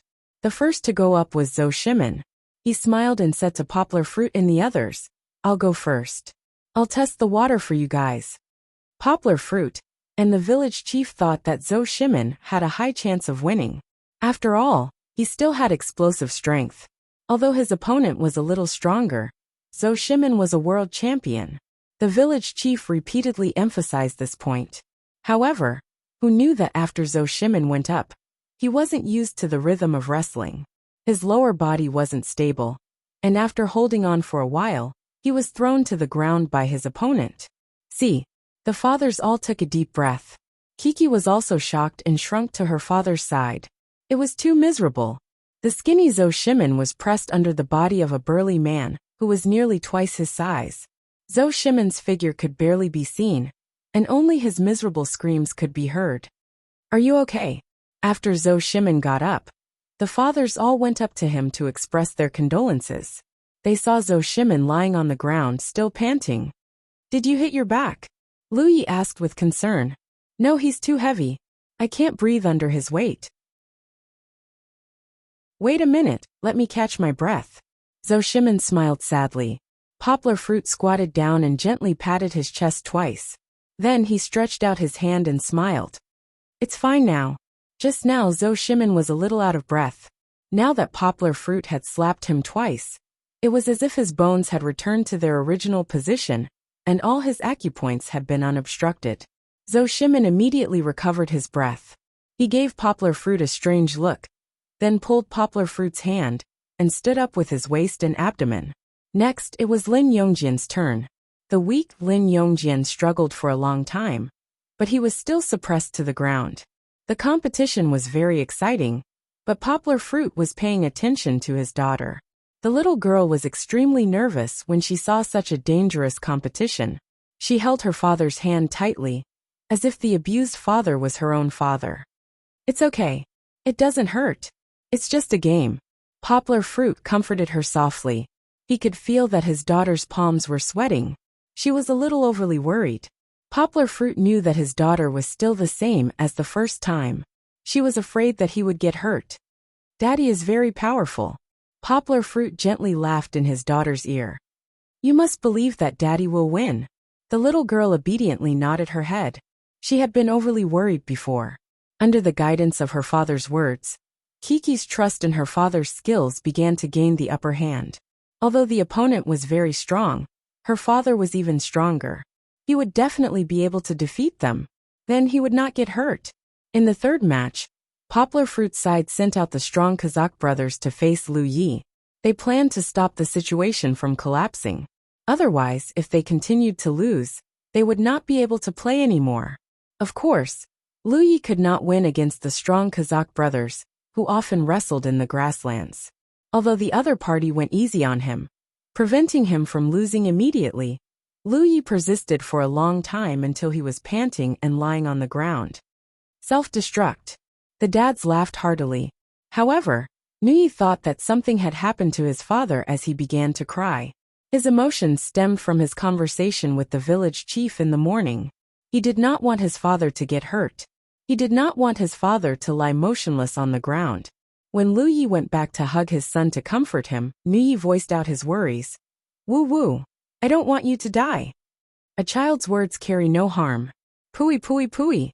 Of course, the audience was the same as Lu Yi. They were all very touched. Let's not talk about Nui for now. The child's emotions would be adjusted in a while. In the arena, it was already the fourth round of the competition. This time, it was Poplar Fruit's turn to go on stage. Winning or losing did not matter, but Poplar Fruit was still quite interested in this wrestling competition. Wrestling was different from martial arts. There were many body techniques involved. Ignoring the hands, even the feet had things like leg entanglements, hooks, kicks, etc. For a beginner like Poplar Fruit, this was a very interesting experience. Hence, Poplar Fruit compressed his strength to be about the same as his opponent's. He also gave up on the nimbleness of his Taiji fist and made himself like a clumsy rhinoceros as he wrestled with his opponent. Poplar Fruit's opponent was actually the one with the best wrestling skills and the most experience among the 5 Kazakh men. All the spectating Kazakhs thought that he would be able to easily take down Poplar Fruit, who knew that they would end up in a deadlock. They were all puzzled and thought that he had gone easy on him. However, only Poplar Fruit's opponent knew how difficult it was to deal with Poplar Fruit. He was secretly alarmed. It was not only because of Poplar Fruit's strength, but also because of Poplar Fruit's nimbleness. Although he repeatedly used his wrestling skills to test Poplar Fruit was hit by him several times at the beginning. However, after that, Poplar Fruit gradually avoided his kicks. Poplar Fruit was very happy. He was like a sponge, feeling and learning his opponent's wrestling skills. He did not use his full strength at all. He was the one who had gone easy on Poplar Fruit. However, Poplar Fruit was destined to pay a price for going easy on Poplar Fruit. In the end, Poplar Fruit was not experienced enough. His opponent was like an old fox. When he saw that he could not take down Poplar Fruit with his wrestling skills, he had an idea and set up a trap. Poplar Fruit saw that his opponent's feet were in a mess, so he took advantage of this flaw to trip his opponent. However, at that moment, his opponent's footsteps suddenly became steady. Taking advantage of Poplar Fruit's unstable footing, he stepped forward, pressed on Poplar Fruit's shoulder, and twisted it. "Damn it! I fell into his trap!" Poplar Fruit exclaimed in his heart. He lost his balance and leaned back. It seemed that his shoulder was about to be pressed to the ground.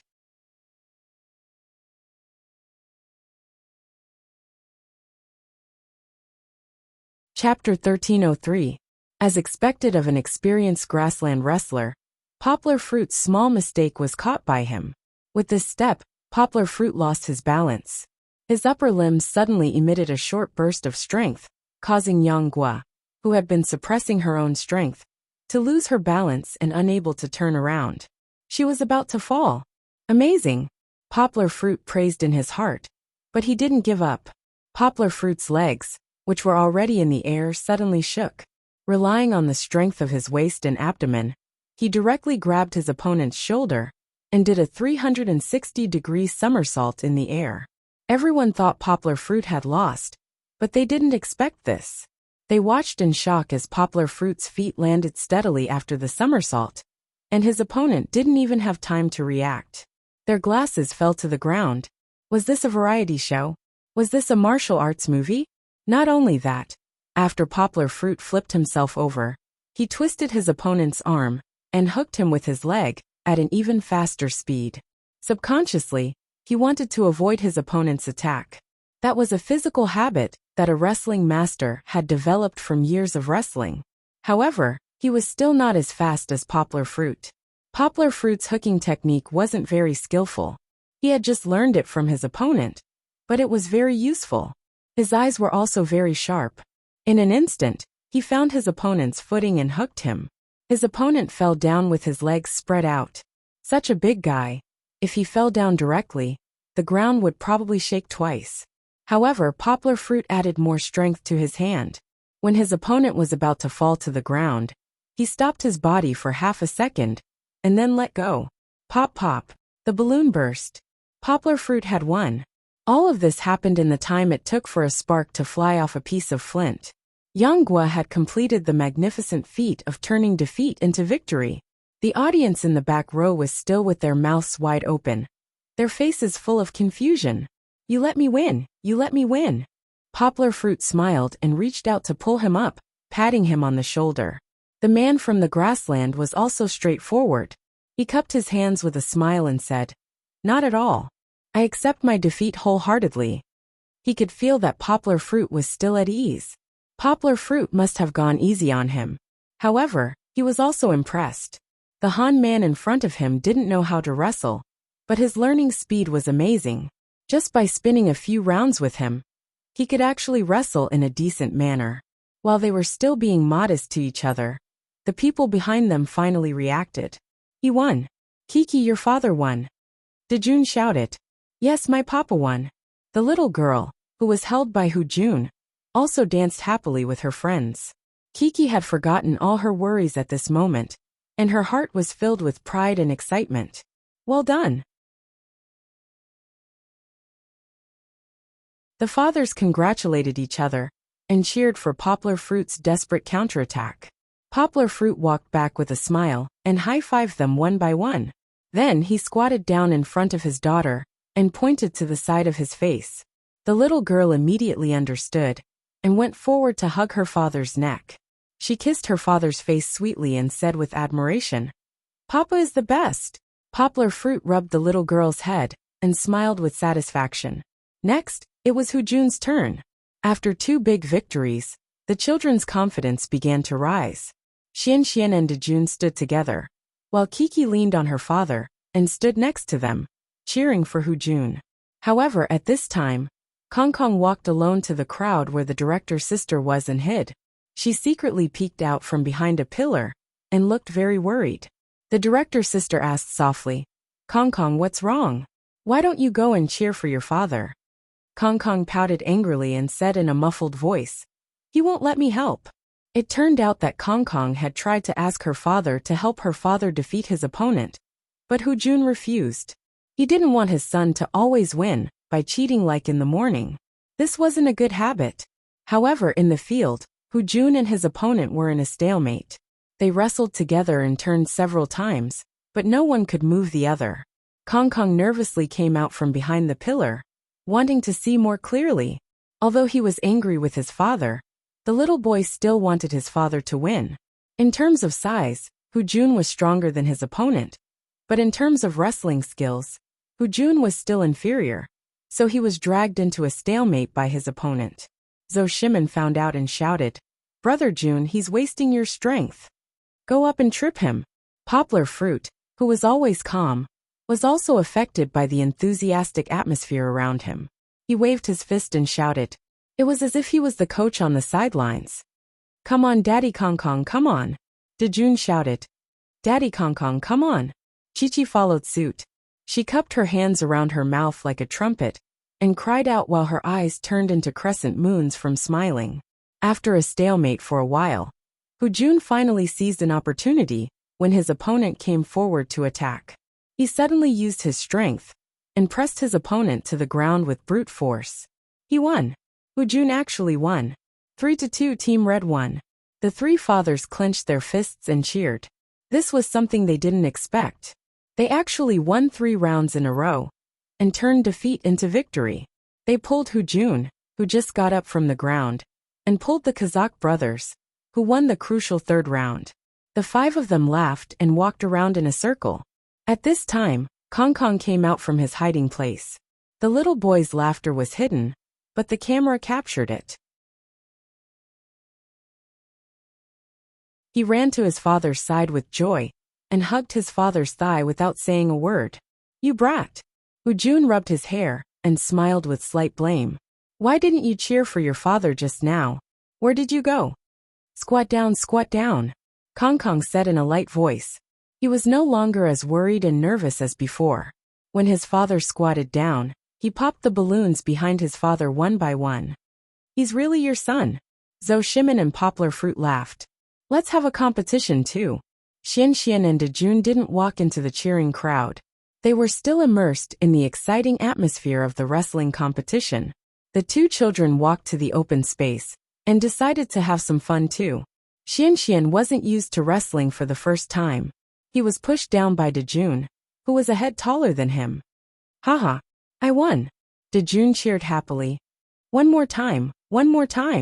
Xianxian jumped up from the ground and shouted energetically. The second time, Xianxian put in a lot of effort. He tangled with Dejun for a while. Dejun was the older brother and was taller than Xianxian.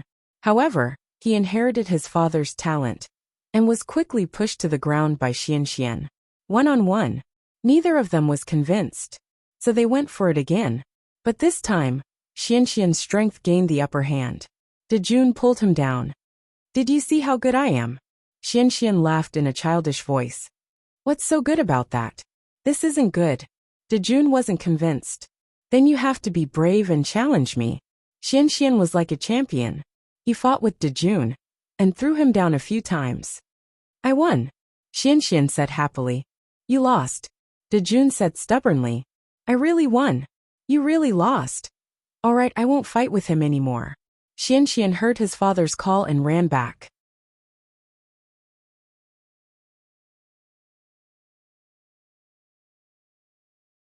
Chapter 1304. Since there were matches between adults, there were also matches between children. The village chief began to announce the rules of the children's wrestling competition.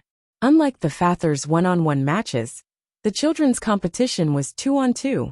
Of course, Poplar Fruit could not tell the difference. It was just like two pairs of one-on-one matches starting at the same time. In the first round of 2-on-2 matches, Poplar Fruit's Team Red won. Their Kazakh kid was tall and easily won against his opponent. Of course, the two kids' wrestling skills were also up to standard, making the fathers click their tongues in wonder. And the most interesting ones were Nuai and Kong. Nuai came up and gave Kong a kiss, making the fathers laugh. Unfortunately, a competition was a competition. Kong threw Nuai to the ground without mercy. This poked a hornet's nest, and Nuai cried sadly. Poplar Fruit patted Kiki and let her comfort her little friend. He also patted Nuai's head and smiled. It's okay. You've already performed very well. However, Poplar Fruit did not think that Nuai crying was something praiseworthy. Although he was still young, he was still a boy. He should have the courage to fall and the courage to endure setbacks. On this point, Yanghua admired Kong, especially when she heard that Kong had climbed the flaming mountain. He had followed Lin Yongjian back and forth without any complaints of tiredness. Although he had a nosebleed in the end, it still reflected the strangeness of a man. Without further ado, it was Dejun and Xian's turn to be paired up. From the start, these two buffoons had been hysterically cheering for their opponent Nuai. Now they foolishly treated each other as their opponents and prepared to fight. Hey, don't fall, Lin Yongjian said with a bitter smile. The village chief did not know whether to laugh or cry as he walked over and explained. It's you too. Fall with them. All right. But the two clowns continued to bring laughter to the audience. They were asked to move their bodies and warm up. But in the end, they foolishly lay on the ground and did push-ups. Look at their little butts moving up and down, like two little pigs looking for food. The audience in front of the TV was about to kneel on the ground from laughter. Maintain your strength. The fathers helplessly shouted again. They really couldn't do anything to them. Could these two clowns defeat each other? Poplar Fruit felt that it was impossible. Looking at their size, the two kids opposite them were half a head taller than them. And this was not even taking into account the disparity in their wrestling skills. It was indeed impossible. At the beginning of the match, the two children of the red team were both thrown to the ground by their opponents. Indeed, Xian and Dejun were not convinced. Although they had already lost, they still stood up and continued to fight. Good.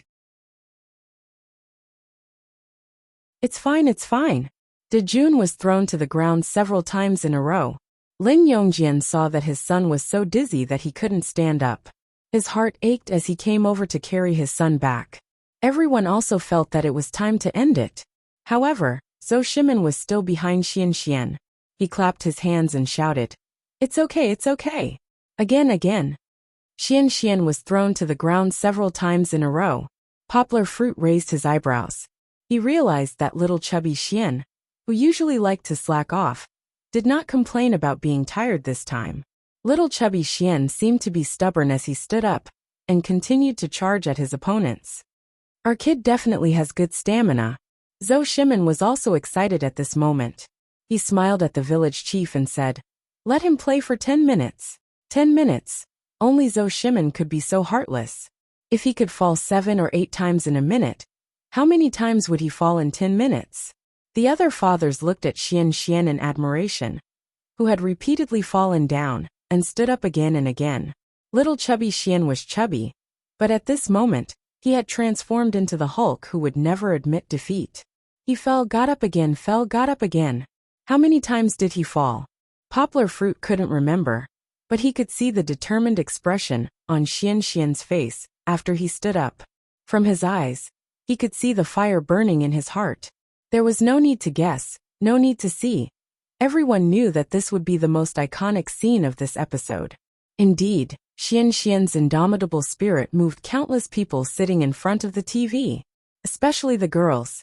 After this scene, who knew how many people had thought little chubby Xian was a pervert?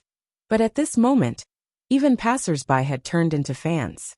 In the audience, except for Zhou Shimin, who was still shouting for Xian to stand up, the other fathers were quietly watching.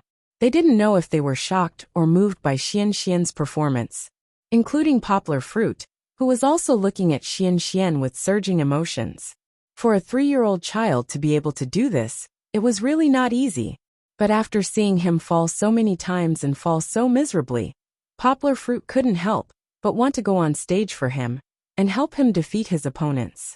At first, Kiki hid in her father's arms as she couldn't bear to watch. But later, she couldn't help but look up and see Xian stand up again and again. She couldn't help but jump together with Dejun and the others, cheering loudly for Xian.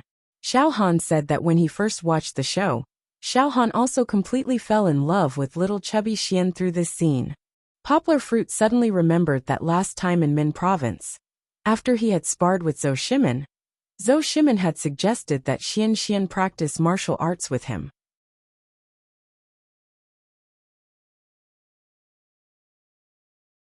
At that time, Poplar Fruit didn't have any intention of taking in a disciple, and he also wanted to observe Xian's character. Other things aside, Poplar Fruit wanted to give up on Xian's perverted desire to get close to his daughter. But now, it seemed that he had underestimated little chubby Xian. Even Xian's performance was enough to move Poplar Fruit. Choosing a disciple himself. A disciple who wanted to learn real martial arts, other than being righteous and kind. Wouldn't he also want an indomitable will like Xian? If he was like Nuo Yi, crying when he lost, it would be better to be a weak and pretty boy. Why would he want to learn martial arts? Of course, Poplar Fruit's idea of taking in a disciple was just a sudden interest, and he hadn't put it into action yet. He wasn't in a hurry to take in a disciple on the spot, and he just made a mental note to observe Xian before bringing it up to Zhou Shimin in the future. While Poplar Fruit was deep in thought, everyone suddenly burst into laughter. This was because they could see that Xian, who had been thrown countless times, suddenly stepped back, as if he was cowering in fear. But Poplar Fruit didn't see it that way. He saw steadiness in Xian's steps, sharpness in Xian's eyes, and a trace of wisdom in the strategy he adopted. Sure enough, as Poplar Fruit expected, Xian retreated to give himself more space to attack. A lump of meat rushed over from afar, and with lightning speed, rushed towards the Kazakh child, who was tired of being thrown around. Boom! Xian was thrown to the ground once again. Strategies also needed to be built on the foundation of strength. The difference in ability and experience between the two children was too great, so great, that it was almost impossible to make up for it.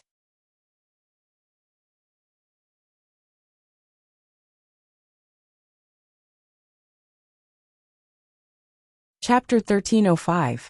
The Kazakh boy knocked Xian down again. He stood up, panting, and looked at his father helplessly. The expression in his eyes seemed to be saying, "Is this enough? Why is he not done yet?"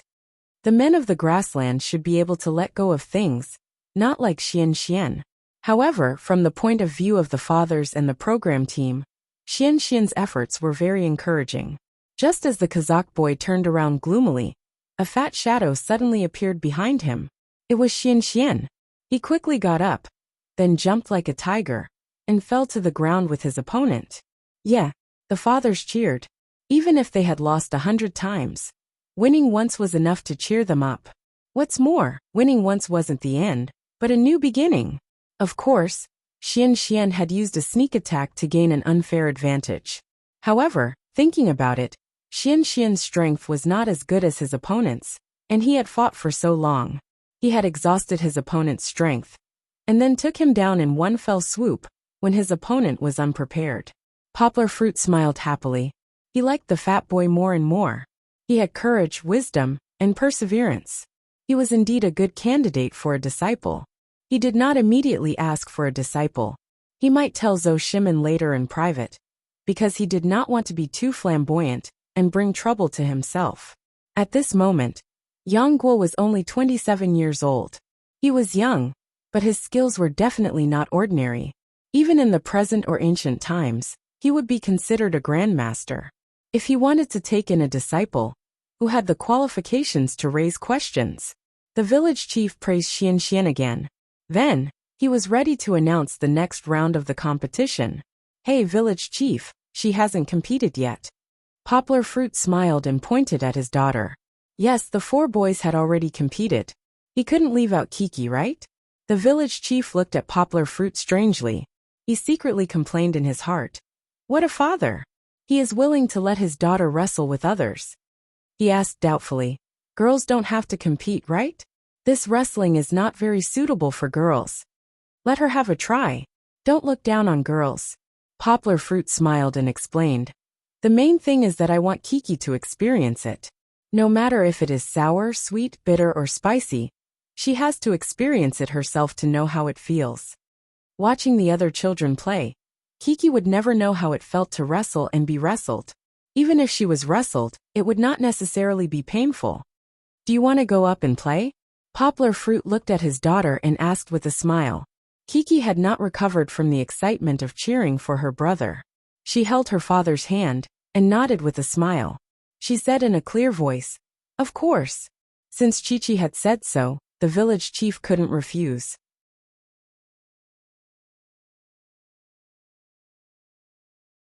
The reason why he didn't want girls to compete before was because he was worried that Chi-Chi was delicate and would cry if she fell.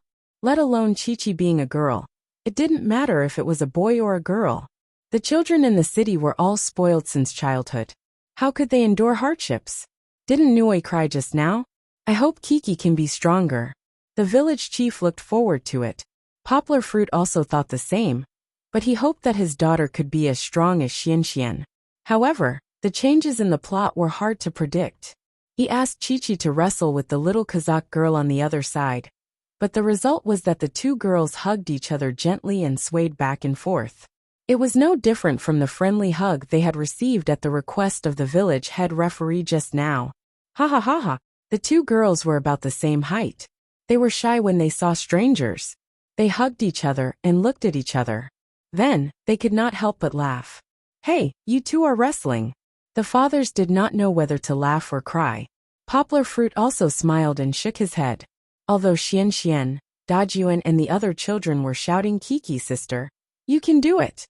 The 2 girls were not willing to use force.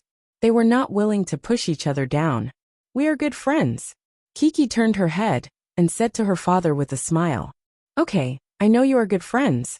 Poplar Fruit spread his hands helplessly. It seemed that they could not compete in wrestling. How was it wrestling between the 2 children? They were obviously playing house to make friends. Now, I announce that the winners of this round are Kiki and Yanakana. The village chief raised the 2 girls' hands. Chi-Chi ran back to her father's side and giggled as she pulled her father's hand and said, Papa, I made another friend. Her name is Yanakana. Very good, Poplar Fruit said with a smile. You can share the victory with your friend. Papa thinks you are very good. Although the result was not satisfactory, and it was not as Poplar Fruit had expected that Kiki would learn to face setbacks and fall, Poplar Fruit was still very pleased. At least his daughter was very kind. She treated people with kindness, and could also gain the love of others. Next, there was a candy-eating competition for the children. However, it was not easy to eat the candy, because it was buried in the pile of milk powder. Then, they could not use their hands to pick it up. They could only use their faces to find it. After a few rounds, the children all became white and puffy cats. Kiki was the same. Her originally delicate and pretty little face was now like a Beijing opera makeup. It was impossible to recognize her. When Poplar Fruit cleaned the milk powder on her nose and mouth, the little girl was very naughty and wiped a handful of milk powder on her father's face. Ha ha ha ha. Because the little girl's nose was not very good, her laughter was a little muffled. On her white face, only a pair of clear eyes could be seen clearly. Papa hasn't laughed at you yet. Poplar Fruit smiled and pinched the little girl's nose. He said intimately, "You are like a little cat." In this round of the competition, the most outstanding performance was not Dejun, but he was the one who had made the most progress. We have to give special praise to Lin Dejun. Everyone knows that Dejun usually likes to be clean, but today Dejun, even if he gets a little dirty, it doesn't matter. But we are doing this for the competition, right? Dejun had made progress, but he did not work as hard as the village chief said. The village chief was a little exaggerated, but he was very good at grasping the child's thoughts. In front of everyone, he smiled and praised Dejun. Lin Yongjian was not the only one who smiled in relief. Dejun also nodded happily. Since he had made progress this time, Dejun would definitely be able to do better next time. When it came to a child's education, they could not keep suppressing him. If they suppressed him until he lost confidence and developed a rebellious mentality, it would definitely backfire. It was better to encourage him and let him feel a sense of honor and pride for doing the right thing. This way, he would be able to take the initiative to do better next time.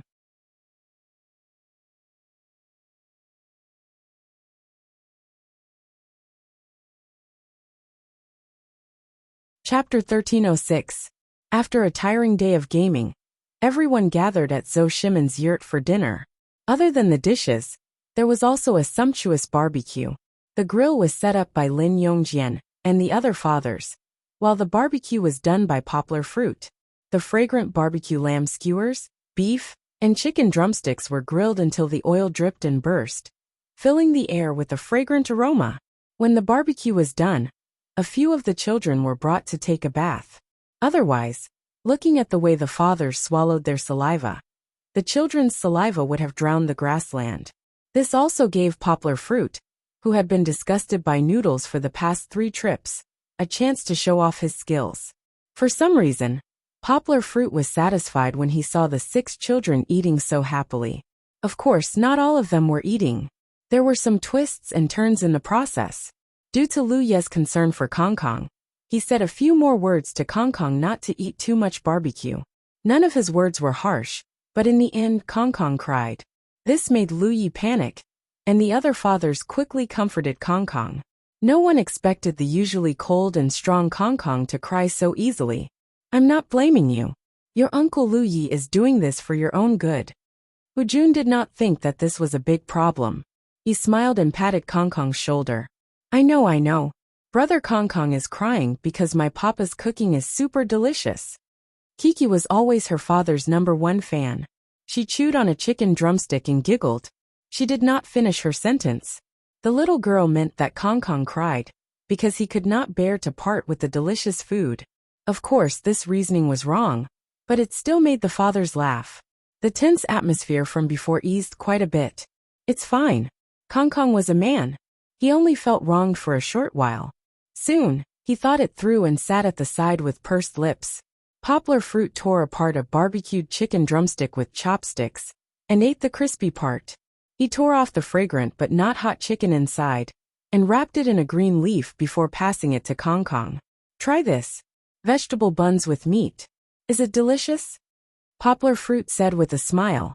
Usually, the children would play together noisily, but this time, they couldn't stop eating. Every one of them was eating in silence, and no one spoke. Xian was even more ferocious. His face was covered in oil from the chicken drumstick. He hadn't even finished eating the drumstick when he saw his father picking up mutton for Hao Hao. He couldn't wait to open his mouth and cry for food. His mouth was full. "Eat slowly, don't rush."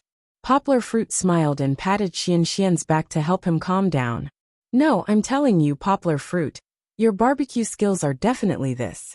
Lin Yongjian gave a thumbs up and laughed. The other fathers also agreed. Hee hee.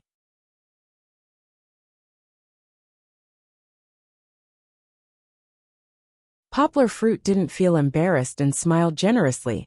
"It's good that you like it. If you all come to Yangcheng, I'll definitely bring your children to our house to play. I don't dare to say anything else, but I'll definitely treat you well." Poplar Fruit was a hospitable person. especially now that his career had stabilized.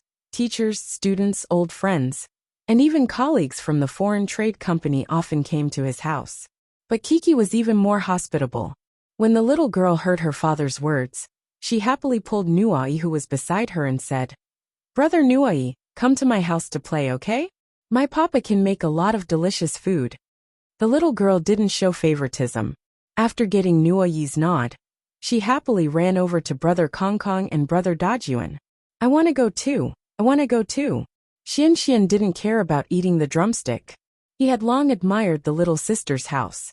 He heard that there were a lot of fun things to do, a lot of delicious food, and most importantly, there were beautiful little sisters. "That's right, come to my house to play together." Chi-Chi wrapped her arms around them and said happily. To be able to get the nod of so many good friends, Kiki was very happy. After tidying up the table, the village chief began to chat with the children. This was the last segment of the night. However, the fathers couldn't stay in the tent. They all went outside to wait. When they came back, the village chief explained that the reason he sent the fathers away was to let the 5 children vote for the most popular father. Each child had 2 votes, and they could even choose their own father. Poplar Fruit and Lin Yongjian looked at each other and smiled. Maybe it wouldn't be too bad. Even if there weren't any other places, maybe their children would have at least 1 vote. Why didn't Poplar Fruit have that much confidence? Actually, it didn't mean that the children would vote for him just because he was handsome. Because Lu Yi was so active, he had a higher chance of getting the votes of the majority of the children. Although Poplar Fruit was the most affectionate father, he wasn't active. Among the 5 fathers, he didn't leave as deep an impression on the children as the serious Lin Yongjian. Hu Jun was also very capable. Although he usually had a straight face, he could stand up at critical moments to mediate the atmosphere. He also protected the children whose fathers went on missions. He was cold on the outside, but warm on the inside. He was meticulous, and had a good reputation among the children. The village chief was also bad. He asked him to start from the back, but he chose to start from the second place in the middle. In second place, there were 2 small-eyed brothers, Lin Yongjian and Zhou Shimin. This made the 2 of them feel flattered. They were actually in second place. Zhou Shimin's votes, other than his own son, Dajuan also voted for him. The reason was very interesting. It was because Zhou Shimin had taught him how to fight. It looked like the fight between Xian and Dajuan in the afternoon was quite effective. What was interesting was that other than his son's vote, Lin Yongjian also received Kiki's vote. The reason why Kiki voted for Lin Yongjian was very simple. Yesterday, Lin Yongjian had invited her to his house for a meal. Then, she felt that Uncle Lin Yongjian was a very nice person and was very amiable. It looked like Lin Yongjian was a loving father. However, when it came to his children, Lin Yongjian was a little anxious. From Kiki's point of view, Lin Yongjian was also a good father. It could be seen that children's preferences were constantly changing. Unless it was a deep affection, their impression of a person could easily change. But what surprised Lu Yi was not that he also got second place, but that the person who voted for him was Kongkong. Just now, Kongkong was so aggrieved by his words that she cried. Although the little boy cried, he still understood later on. Lu Yi was doing it for his own good.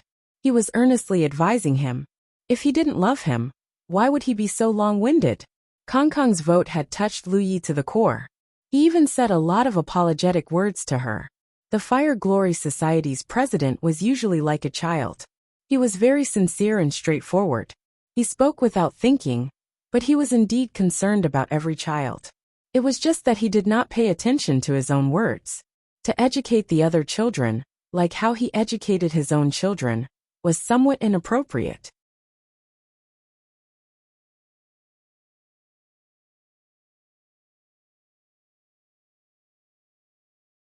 Chapter 1307. If it was not Lu Yi, then the remaining 3 places were already revealed. Of course, Poplar Fruit and Hu Jun were still smiling as they humbly declined each other.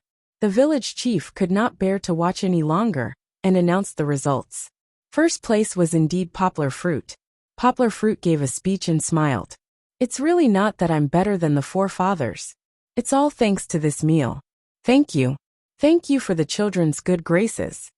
Hu Jun's vote was stolen by Kong Kong. Needless to say, Poplar Fruit sighed. Other than his daughter's vote, there were 2 votes from Xianxian and Nuai. Their reasons were included in the program. Xianxian was the first to express his opinion. Because Uncle Poplar Fruit's drumsticks are delicious. It was indeed in line with his gluttonous nature. This was the same as Kiki. They were both bought over by a meal. Of course, Kiki was bought over by a meal from Lin Yongjin's family. Nuai gave a different reason. Because Uncle Poplar Fruit is Kiki's father. She is my good friend. Nuai finally stopped floating. Just now, the village chief had asked him which father he liked other than his own. In the end, Nuai said that he likes small animals. Me too. He is Big Sister's father. That's why I like him. Because I like Big Sister. Xianxian appeared again. Not only did he agree, he also added a final sentence. Poplar Fruit had become the most popular father among the children. Although he said that he did not mind, he was still quite happy in his heart. This was still a benefit. Did he not hear the village chief say? Tomorrow morning at 6:30, the fathers will be milking the cows, but the most popular father does not have to go. That good? Lu Yi and the other fathers looked at Poplar Fruit with envy. Poplar Fruit chuckled. He clapped and even high-fived his daughter. However, Poplar Fruit suddenly thought of something and said, "That good? Village chief, are you trying to trick me?" Poplar Fruit felt that although it was a good thing to have a holiday, the village head was not a kind person. His foxtail had not been revealed yet. "I also feel that there's more to it," Lu Yi said. Soon Poplar Fruit could no longer smile. What is this dad doing at home? Although the village chief was smiling, Poplar Fruit always felt that he was smiling wickedly. I have to be responsible for all the babies waking up, dressing, eating, and going to the toilet. Then let them cry and make them happy. Heavens! Poplar Fruit felt that he had been cheated. He wanted to cry but had no tears. This time, he was really dumbfounded. It was not that he was afraid of 6 children. In fact, he was a little afraid. But compared to taking care of children, especially children who might be grumpy when they just woke up, Poplar Fruit was more willing to milk cows. Alright, can I change? Who would want to take care of a child?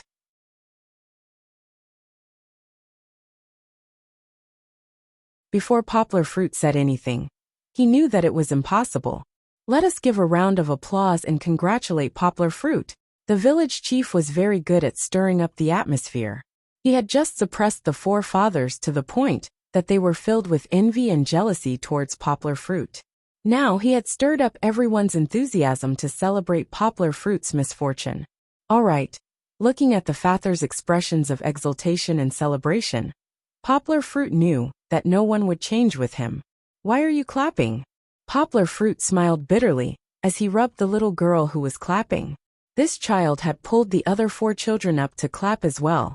Because I like daddy to take care of me, Kiki said happily. It turned out that she understood the village chief's words. However, Kiki wanted her father to stay by her side, more than not being able to see her father when she woke up in the morning. Poplar Fruit, you can do it. You're so good at taking care of children. 8 or 10 of them won't be a problem. The fathers laughed as they patted Poplar Fruit's shoulders. They were relieved that they didn't have to wake up in the morning to take care of the little ancestors. Poplar Fruit helplessly shook his head. He also accepted it. However, Poplar Fruit wasn't someone who was easily frustrated. While the fathers were around, he quickly asked them how they usually took care of their children. Hu Jun said the most rudely, "It's nothing. Pull him up from the bed. He can put on his own clothes. Kong Kong, tomorrow you'll be the big brother. You have to help Uncle Yang take care of the other brothers and sisters. Do you understand?" Alright. Hu Jun's words were equivalent to not saying anything. The other fathers more or less said something. But they were obviously fathers who didn't know how to take care of children. The summary was also a mess. At night, everyone returned to their homes. Lu Yi and Zhou Shimin, the 2 big families, gathered around Poplar Fruit's pile of grass. While helping him set up the tent, they worriedly asked, "Will it work? The wind is so strong at night." The main thing was that they were worried about Kiki. The little girl looked delicate. Only Poplar Fruit, as a father, didn't feel sorry for her. She stayed in a poor house for 2 days and refused to stay in someone else's house. It's okay. Actually, this tent is very comfortable. Poplar Fruit smiled and said, It's not worse than your yurts. Looking at the side, Xian and Hao couldn't help but fall asleep in the yurt. After all, they were too young. Kiki and Nui were still playing on the grass next to them. Nui hugged Kiki's neck again, but the little girl was ticklish and giggled and avoided him. Brother Zhou, you don't have to tie her up first. Poplar Fruit smiled and said, She still has to look at the stars for a while before sleeping, so I'll wait for her to fall asleep at night, and then get up to pull up the tent. With the help of the fathers, there were only 2 steps left to the tent, so Poplar Fruit gratefully sent the 2 kind fathers away. At night, after listening to the story of the stars for a while, Kiki gradually fell asleep. She was still too tired from playing. But the next day, Poplar Fruit still got up very early. Even the fathers hadn't gotten up yet to milk the cows. Poplar Fruit moved around room 1. Although he got up early, the sky of the grassland was already as bright as a mirror. Coincidentally, Poplar Fruit also met a Kazakh herdsman, riding a horse and herding sheep. What was more coincidental was that the other party happened to be the opponent that Poplar Fruit had wrestled yesterday. Although Poplar Fruit couldn't speak Kazakh, and the other party couldn't speak Mandarin, the 2 had a common hobby, and that was wrestling. Of course, for Poplar Fruit, wrestling was also a kind of kung fu. Under the other party's proposal, Poplar Fruit was happy to compare notes with the master again. Poplar Fruit still suppressed his strength, but this time, the Kazakh master wrestler couldn't do anything to Poplar Fruit. Poplar Fruit's wrestling skills had improved rapidly. In addition, he was agile and strong, so he knocked down the other party in a few moves. The grassland man was very forthright. If he lost, he lost. Not only was he not jealous, but he was also very happy to invite Poplar Fruit to ride his horse to play. He saw the envy in Poplar Fruit's eyes when he saw him riding a horse. After playing for a while, Poplar Fruit also learned how to ride a horse. However, this good time didn't last long. When he saw the fathers get up and walk to the cow pen, Poplar Fruit knew that his test was coming.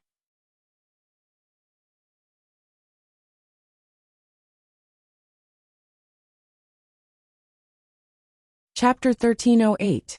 Morning. Poplar Fruit rode his horse and greeted the fathers with a smile.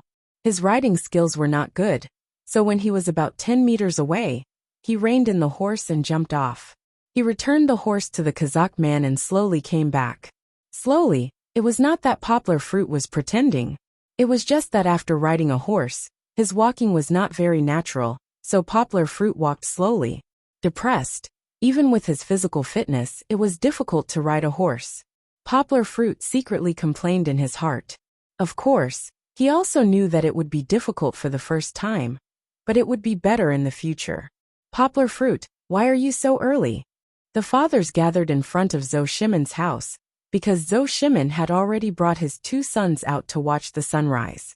I'm used to waking up early. Coincidentally, I met the fellow from yesterday, and learned how to ride a horse.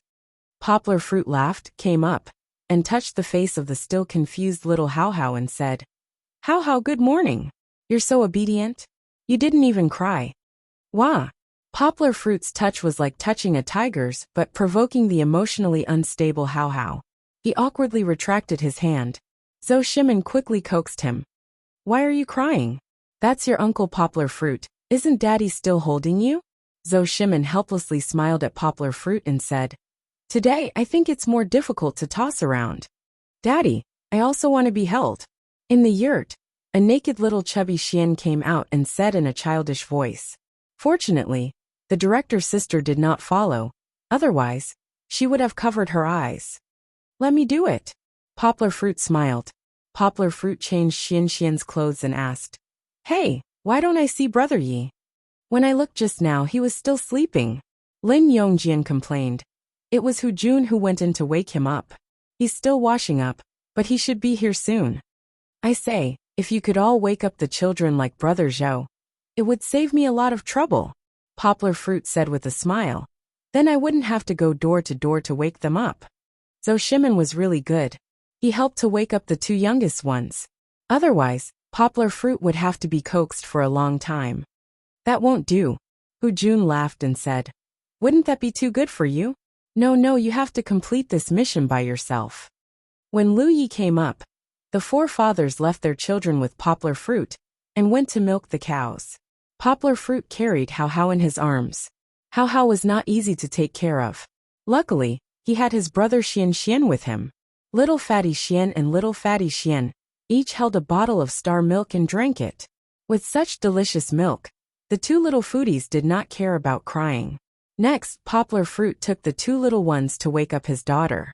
Although Kiki was young, she was quite good at taking care of her younger siblings. With Kiki around, Poplar Fruit could lighten a lot of the burden. Letting Xian hold Hao Hao's hand and stand to the side, Poplar Fruit untied the tent that was set up last night to make it easier for the photographer to take photos. In the haystack, the little girl was sleeping sweetly like a sleeping beauty. She slept in a warm sleeping bag. Her shiny black hair was like a splash of water, spreading out on the pillow and quilt.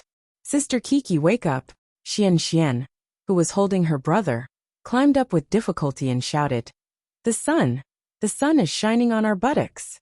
Poplar Fruit smiled and picked up the little girl, who was still rubbing her eyes in a daze from the haystack. He helped her change into a coat. Although it was already summer, the morning air in Shijiang was still a bit cold. Look, the sun is rising. Poplar Fruit wiped his daughter's face with a wet towel and sat her down on the haystack for a while to let her calm down. Xian, do you think it's beautiful? Poplar Fruit asked with a smile. He could not neglect the two little ones who were also sitting next to him. Beautiful. Xian looked at Kiki and nodded without blinking. I'm asking you whether the sun is beautiful or not.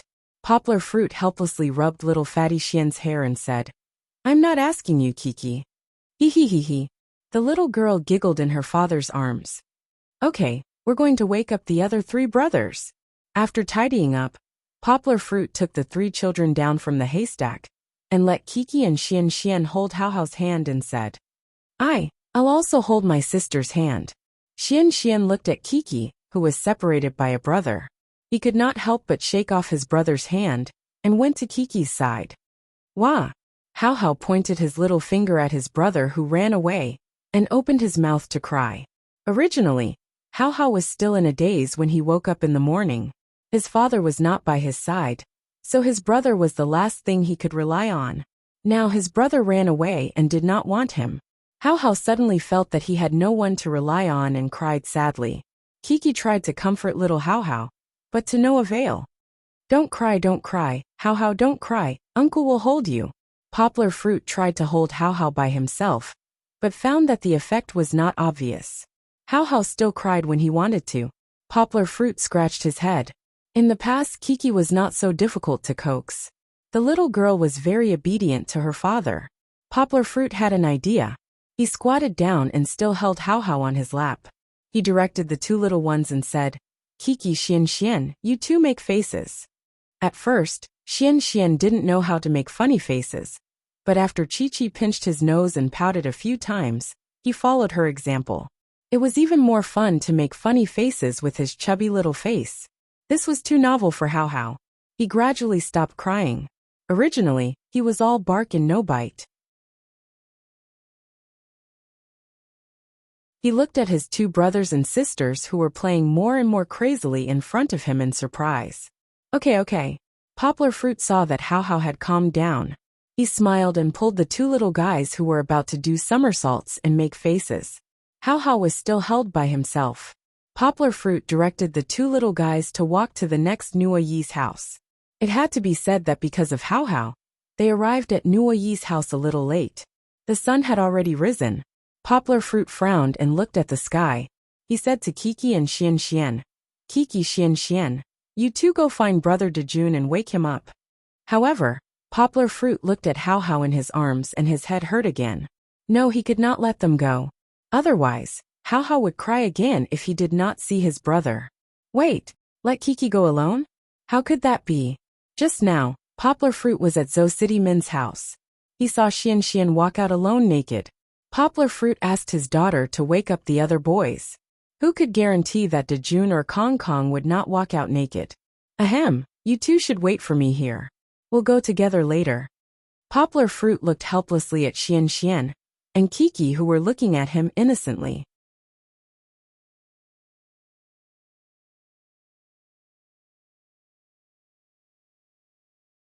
Chapter 1309. Let Xian and Kiki stand outside first. Poplar Fruit pushed open the door of the yurt with Hao Hao in his arms and walked in. Fortunately, Nuoi was not sleeping naked. On the contrary, Nuoi was awake. However, the little boy was lying on the bed with his legs crossed, and his mouth was chattering. She didn't know if he was talking about the journey to the west. Nuoi, you're awake? Poplar Fruit said with a smile. Kiki, Xian, you two come in. Nuoi has already woken up. Seeing the arrival of his friends, Nuoi happily got up. The clothes he wore were a bit like the linen short coat worn by the poor scholars in ancient times. It was blue, a little loose but comfortable. Nuoi did not need to change his clothes, so Poplar Fruit handed him shoes to change into. The few children walked out of the yurt hand in hand. The older children were more sensible. Nuoi was easier to deal with. He did not need to change his clothes, and he could wear his shoes. He hoped that Dejun and Kong Kong would be easy to take care of. Poplar Fruit carried Hao Hao and brought the three children, who had been playing, all the way to the next house. Dejun lived in a tent, but the environment was much more comfortable than Poplar Fruit's house. However, before Dejun could be pulled up, Kong Kong, who lived in the carriage next door, had already heard the sound and jumped down neatly dressed. Brother Kong Kong, you're up? Kiki greeted him happily. Brother Kong Kong. Nuoi was as enthusiastic as ever, and went up to give Kong Kong a big hug. Yang Gua had to help Dejun, who had just woken up, change his clothes and put on his shoes, so she let the children play outside. My clothes are here. Dejun pointed and said. After he woke up, he did not cry or make a fuss. He obediently let Uncle Poplar Fruit wipe his face. After changing out of his pajamas, Poplar Fruit helped Dejun put on his clothes, and heard the children talking loudly outside. Brother Kong Kong, I heard from Papa that your family lives in a carriage. It's so cool. Kiki was quite curious. As long as it was something new, she would want to see it. She said, Brother Kong Kong, can you take me to see it? Poplar Fruit raised his eyebrows. I want to go too. I want to go too. Behind them, Xian and Nuoi began to clamor. Hearing the sound gradually getting softer, Yang Gua knew that Kong Kong had brought them there. Poplar Fruit didn't want his daughter to be alone in a room with other boys. However, it wouldn't be a problem if many of her friends went to play together. Of course, Poplar Fruit still sped up and changed Dejun's clothes. Then, he went to look for the group of little guys, who had run off to God knows where. Papa! Poplar Fruit looked over, and saw Kiki poking her head out of the back window of the carriage. She smiled and waved at her father. In the morning, Poplar Fruit didn't have time to braid Kiki's hair. He just casually tied it into a long ponytail. However, the little girl was born beautiful. Even if her hairstyle was simple, she was still delicate and pretty. When she waved her hand, it was as if a gentle spring breeze was blowing on one's face. Of course, this was relative to the audience behind the camera. Let's go. I'll take you to find your father. Poplar Fruit smiled and waved at his daughter. The little girl jumped down like a little deer, and happily jumped to her father's side. She pulled her father's clothes and said, Papa, let me tell you, Brother Kong Kong's house is very fun. Really? Poplar Fruit held Hao Hao and smiled at his daughter. Yes. I also think it's very fun. Brother Kong Kong's house is in the carriage. People can also sleep in the carriage. Nuoi also followed and chirped. Looking at the group of little ones in front of him, Poplar Fruit was greatly relieved. Although 6 children were a bit too many, and the challenge was quite big, Poplar Fruit finally completed this task. However, it seemed to be quite smooth. Poplar Fruit thought with some pride. Of course, Poplar Fruit still knew that the credit wasn't all on him. Waving his hand, Poplar Fruit smiled, and took the children to find a small open space. There were quite a lot of open spaces on the grassland. In front of Nuoyi's house, There was a large open space. The best thing was that the grass was neat, so it was not easy to trip. Poplar Fruit put How down.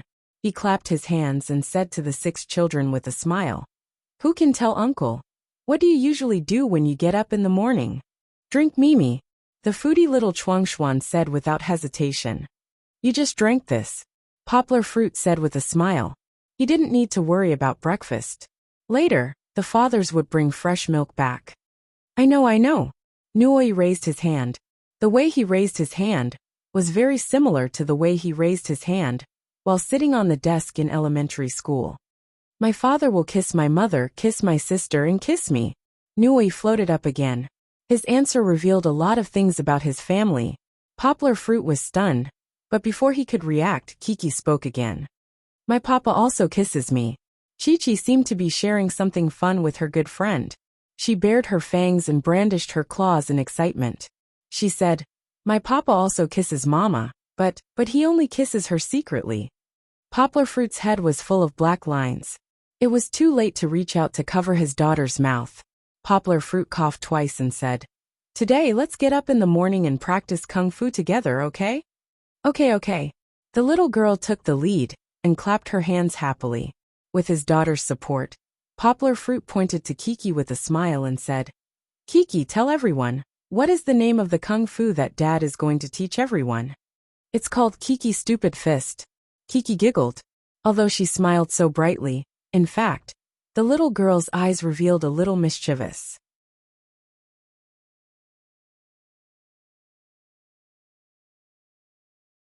Poplar Fruit wouldn't let her do as she wished.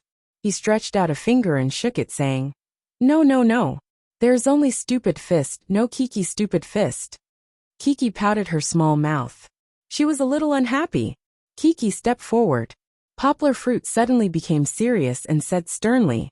The little girl hurriedly walked forward. She didn't know how many steps she took, but she stepped back again. Her flustered appearance was quite cute. "Poochie, okay, don't be nervous. You demonstrate Stupid Fist to your older brothers and younger brothers." Poplar Fruit couldn't pretend anymore. In front of a few children who were only 4 years old on average, he couldn't be a strict teacher and laughed. However, Kiki became serious. This could be said to be because when Poplar Fruit taught her Kung Fu, he treated her with the ancient etiquette of a master and disciple. The little girl's beautiful face was taut, and she cupped her fist and bowed to Poplar Fruit in a standard posture. Although she was a little nervous, but at this moment, it gave people a valiant feeling. Poplar Fruit also cupped his fist and bowed. If he wanted to do etiquette, he had to do a complete set. Bang! With a clear cry like that of a nightingale, Chi-Chi began her clumsy demonstration of her fists.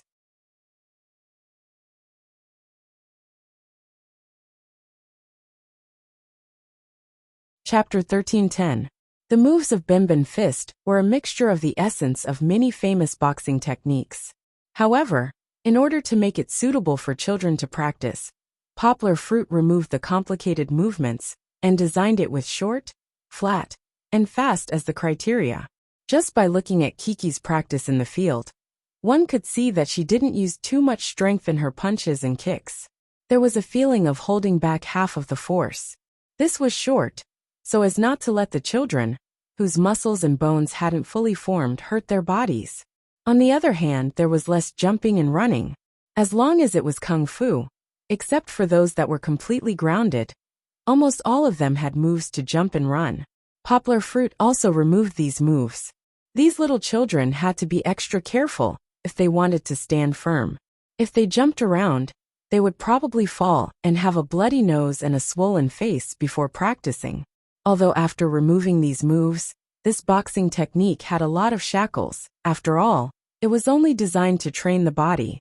There was no need to make it too gorgeous. Poplar Fruit also didn't want his daughter to fall and break her face. It was better not to practice this thing. There was also the word fast. Fast was about the quick transition of the posture. Anyway, it was originally to hold back the force. When Poplar Fruit designed it, he designed the transition of each movement very simple and smooth. As long as it followed the pattern, it wouldn't be incoherent like a robot. Short, flat, and fast, it allowed Kiki to make an ordinary boxing technique for strengthening the body vigorous. Listening to the little girl's delicate shouts, her small body was sonorous and powerful, valiant and formidable. This inadvertently completely subverted Kiki's usual image of a weak, spoiled, and cute little girl who could kill people when she acted coquettishly. Not to mention the audience, just looking at the 5 little boys standing in a row, they were so surprised that their jaws were about to drop. Good. Well done. Poplar Fruit smiled and praised his daughter. Then he looked at the 5 little boys and asked, "Do you want to learn?" Yes. The responses were uneven, but they all nodded in unison. Of course, How still didn't quite understand and didn't move. Since they wanted to learn, Poplar Fruit took advantage of the time before the fathers came back to teach them Benben Fist. They definitely wouldn't be able to learn it in a short period of time. Poplar Fruit was just taking them to exercise and pass the time. The children practiced very seriously, but their postures were all crooked, which made a lot of jokes. Take Nuai for example. When he asked him to use his left foot, he used his right foot. When he asked him to use his left fist, he used his right fist. Little chubby Xian was also the same. He only shouted with all his might, mimicking his sister Kiki's AOAO. But after giving a punch, he had to see what his other friends would do. No, it's not like that. Hee. Kiki was hopping around anxiously at the side. She smiled and corrected her friend's movements. But even though Kong Kong had the best sense of balance, she still couldn't stand steadily after the kick. Hey! Xian shouted with all his might. However, there was a problem with this shout. Xian's originally white and chubby little face suddenly turned red. Poplar Fruit didn't notice. Xian turned around and ran towards Nuai's family. When Poplar Fruit turned around and saw it, he quickly followed, but Xian had already closed the door. Xian. Poplar Fruit knocked on the door. Xian was inside, so Poplar Fruit couldn't push hard. The other children also ran over. Kiki walked at the back. How put his hand over, and Kiki pulled him slowly. What's wrong with him? Poplar Fruit was puzzled and turned to ask Dejun. I don't know. Dejun shook his head. Although he was standing beside Xian, his attention was on Poplar Fruit's uncle. Poplar Fruit had a hard time persuading Xian to open the door. Xian let him in alone. After asking, Poplar Fruit didn't know whether to laugh or cry when he found out the reason behind this. Xian peed his pants. I peed my pants. Xian lowered his head and whispered. He was too embarrassed to look at Poplar Fruit's uncle. Well, he didn't go to the toilet in the morning and drank so much milk. He practiced so hard just now that he couldn't hold it in anymore. Fortunately, How had already peed, so there was no danger of the brothers peeing together. Why didn't you tell Uncle earlier? Poplar Fruit didn't know whether to laugh or cry as he looked at Xian, who was embarrassed in front of his sister. He helplessly rubbed his head. Let's go. Uncle will take you back to your room to change your pants. I don't want to go out. Xian was a mischievous child and was still shy. Poplar Fruit had to walk out and call Nuai in. He asked him to lend Xian a pair of pants.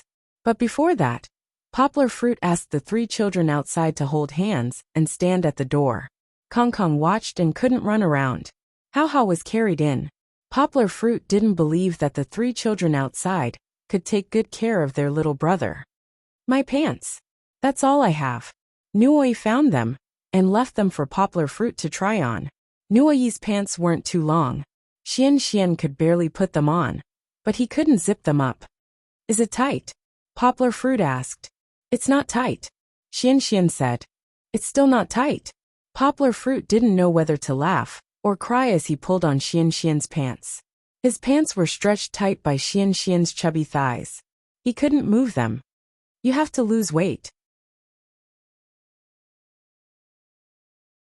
Nuai also followed Poplar Fruit's uncle and squatted down. He supported his face with his arms and sighed like an adult. What should I do? Poplar Fruit was ready to take Xian to his yurt to find his pants. Fortunately, they finally found Nuai's elastic pants. Xian was finally saved. When they walked out of the door, the 3 children were still standing outside obediently. But at this time, The sun rose and the weather started to get hot. Nuoi was fine, but the other children were wearing a little thick clothes, especially Kiki. She had done so much exercise just now. Now her neck and face were sweaty. It's okay. Unzip your clothes. Poplar Fruit smiled and asked the children to unzip their jackets. They couldn't take them off directly. The children's physique was not as good as the adults. In the windy grassland, it was better to wear a jacket to prevent them from catching a cold. Daddy is back. Nuoi suddenly shouted excitedly as he danced with joy. Wasn't that right? The four fathers who came back from milking the cows were holding the milk jugs. They walked through the bright sunshine and green grass, as if they were walking in spring. Of course, the fathers brought the children to observe the cow pens on the ranch, and the process of the workers milking the cows. But this trip was considered to have come to an end. Regarding this trip, when they were interviewed later, the fathers were filled with emotions. For example, Lin Yongjian said that the monotonous grassland experience had improved his relationship with Dejun. For example, Zhou Shimin had completed the task of taking care of two children. In the midst of the hardship, he had a new breakthrough. And Poplar Fruit? Kiki had given him the most surprises this time. I didn't expect her to be so willing to challenge the difficult environment with me. She never complained about the hardships and tiredness, Poplar Fruit said. Perhaps, with a father by her side, she could be happy in the difficult environment.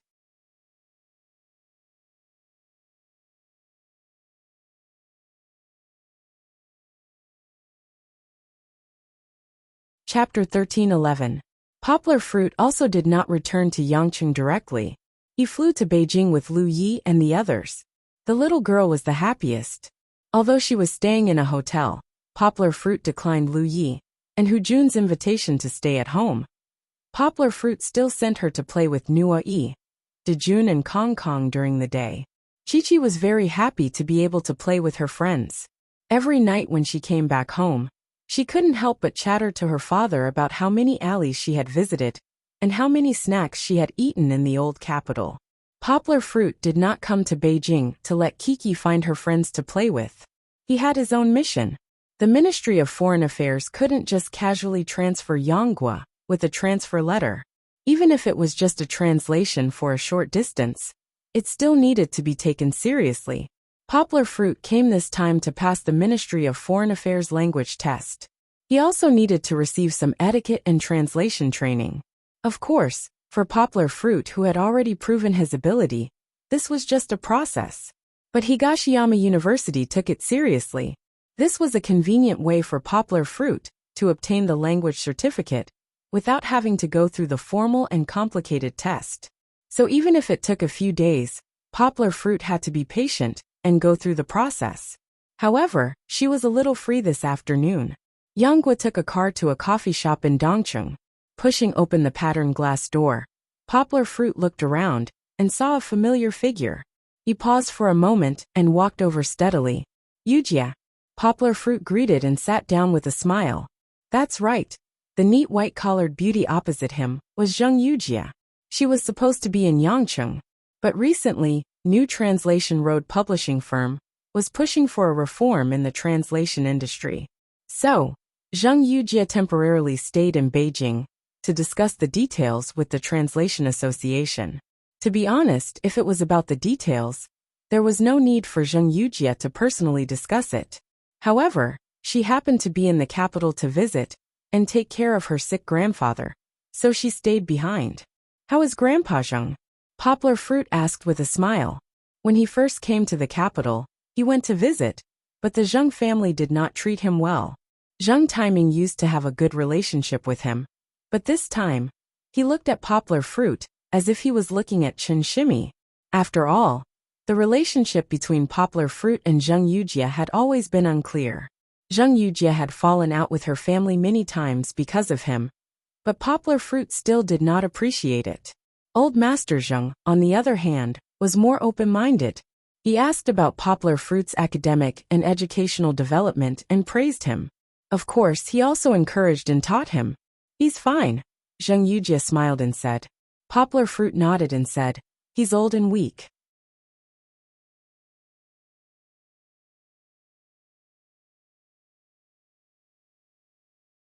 He'll be fine after a period of rest. You're looking for me because you have something to say, right? Zheng Yujie did not chat too much with Poplar Fruit and went straight to the point. She had always been a straightforward person. Although she had been in charge of the publishing firm for a few years, and her easily offended character had been honed, she still put down her guard in front of Poplar Fruit and returned to being herself. Poplar Fruit paused. It wasn't that he was frightened by Zheng Yujie, but he didn't know what to say next. He had an appointment with Zheng Yujie today. In fact, even if Zheng Yujie wasn't in Beijing, Poplar Fruit would still talk to Zheng Yujie when he returned to Yangcheng. Zheng Yujie raised her brows slightly, and her charming phoenix eyes met Poplar Fruit's gaze.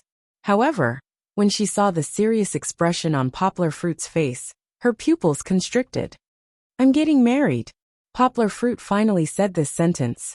Poplar Fruit's lips moved slightly, but his voice was like the chiming of an ancient bell in a temple.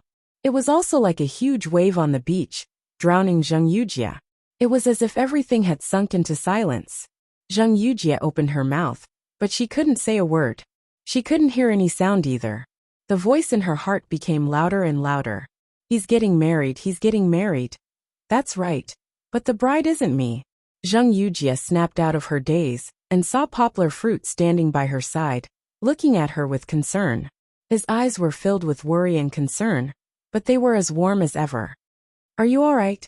Poplar Fruit saw that Zheng Yujie had regained her senses, but the disappointment in her eyes couldn't be concealed. In the end, he was still too cruel to her.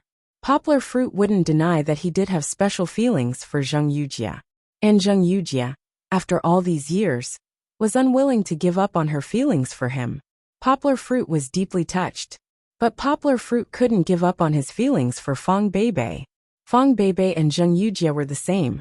They were both very good to him. The feelings between the two of them weren't husband and wife, but it had long surpassed the category of husband and wife. If there wasn't Fang Beibei, Poplar Fruit would definitely choose Zheng Yujie. Unfortunately, since there was Fang Beibei, why would there be another Zheng Yujie? And it's Xiaohan's fault. Xiaohan deserves to die 1,000 times. Poplar Fruit wasn't a heartless person. The things he did, the promises he made, and the people he loved, he would take responsibility for them to the end. This was the same as what Poplar Fruit and Kiki had said. He was full of guilt towards Zheng Yujie. It seemed that he couldn't make it up to her in this life. Poplar Fruit cherished the peaceful and happy days he had with Fang Beibei. He couldn't be separated from Fang Beibei. Has it been decided? Zheng Yujie smiled sadly.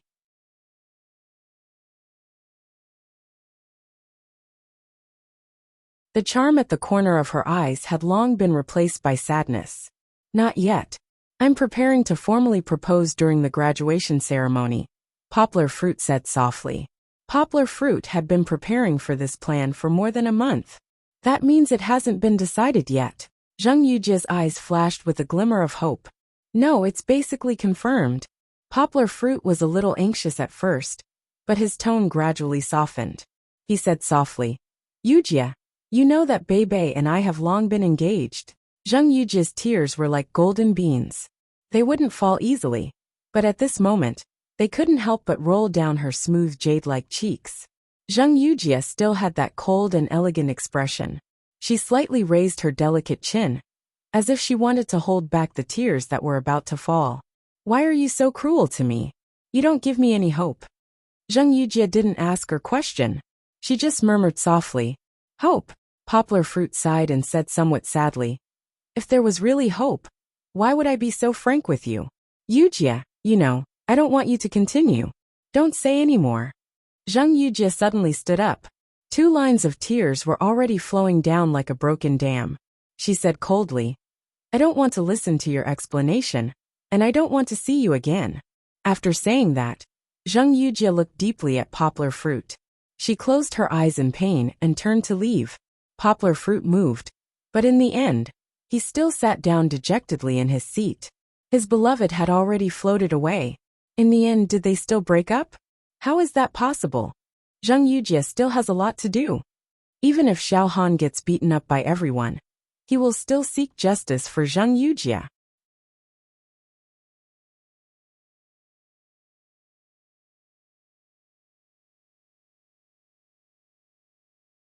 Chapter 13:12. Dad, Mom, why are you crying? Fong Beibei asked curiously as she hugged her mother and wiped her tears. It was supposed to be a happy atmosphere. They were all smiles and proud of their daughter. Why were they crying? No, Mom is happy. Mother Fong wiped her tears and smiled. I was worried about you. But seeing you so happy today, Mom is finally relieved. That's right. When Poplar Fruit came to visit, Father Fong and Mother Fong did not treat him well. A few days ago, Mother Fong had not let go of her prejudice against Yang Gua. She felt that her daughter was talented, beautiful, smart, and cute. She could have married anyone. But she just had to marry someone who had a family to feed. But yesterday, Poplar Fruit had called them for a long time and told them about today's plan. Mother Fong had finally let go of her prejudice and re-evaluated her future son-in-law. Seeing was believing.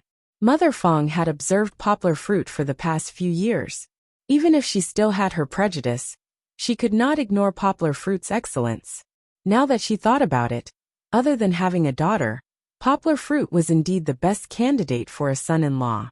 Of course, when they saw Fong Beibei snuggling happily with Poplar Fruit, and how Poplar Fruit lovingly wiped her sweat, Mother Fong and Father Fong said, Old Fong, we are marrying our daughter off today. Perhaps it was still too early for them to get married. But when they thought that their daughter had finally found her happiness, and found a man she could rely on for the rest of her life, Mother Fong and Father Fong could not help but cry. Their daughter's 20-odd years were like a slideshow flashing before their eyes. Because of this, Mother Fong almost spilled the beans, scaring Poplar Fruit. Fortunately, Father Fong was there to smooth things over. Beibei, what your mother means is that it was not easy to raise you for 20-odd years. Today, she is very happy to see that you have graduated from university. Mom. Fong Beibei was touched as well. She hugged Mother Fong with tears in her eyes. Okay, don't cry. Today is a big day. Mrs. Fong patted Fong Beibei's hand and smiled. Go and get ready. After bidding farewell to Fong Beibei and the others, Poplar Fruit held Kiki's hand and brought her parents around the campus. Estimating that it was almost time for their graduation ceremony, Poplar Fruit brought them in. Of course, they didn't enter the venue with the graduates. They walked directly to the viewing platform on the second floor. Here. Fortunately, Wang Yuba had come over in advance and risked his life to save a seat for them. Father and Mother Fong sat down in a seat with a good vantage point, while Mother Fong hugged Kiki. Kiki, Dad still has something to do. Be good and stay with Grandma, okay?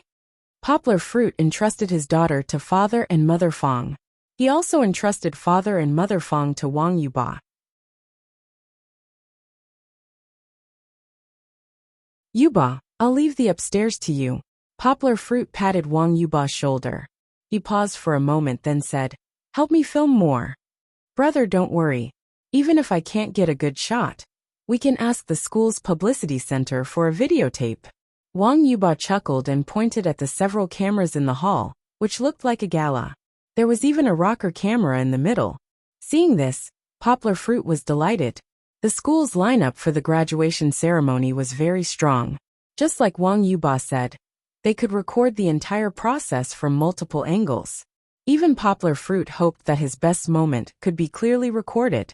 Of course, this made Poplar Fruit somewhat nervous. What if he made a mistake in front of so many people? Poplar Fruit suddenly smiled brightly. Mistake? How could that be possible? He bid farewell to Kiki and Mother Fong. But he didn't leave the hall. Instead, he went to a mysterious little dark room. On the first floor, the graduates entered the hall one after another. In addition to a large number of undergraduate students, there were also a few master's and doctoral graduates. Students from the two schools entered together.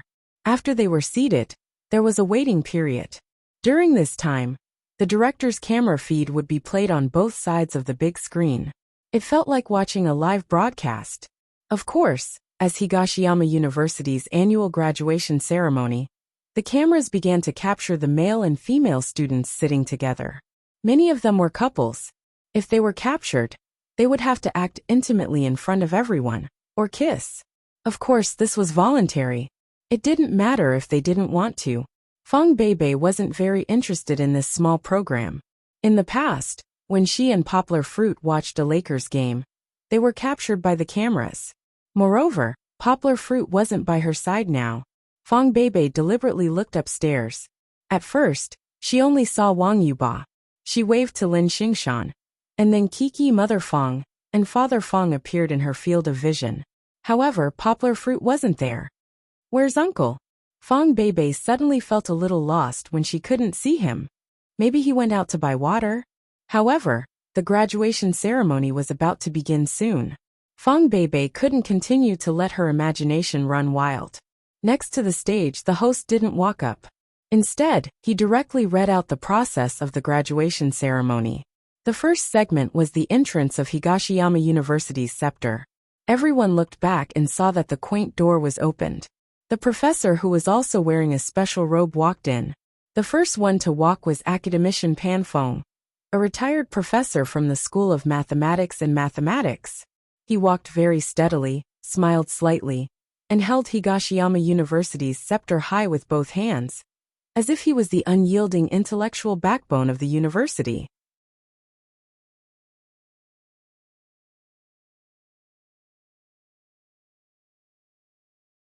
At the same time, the familiar school song sounded in the venue.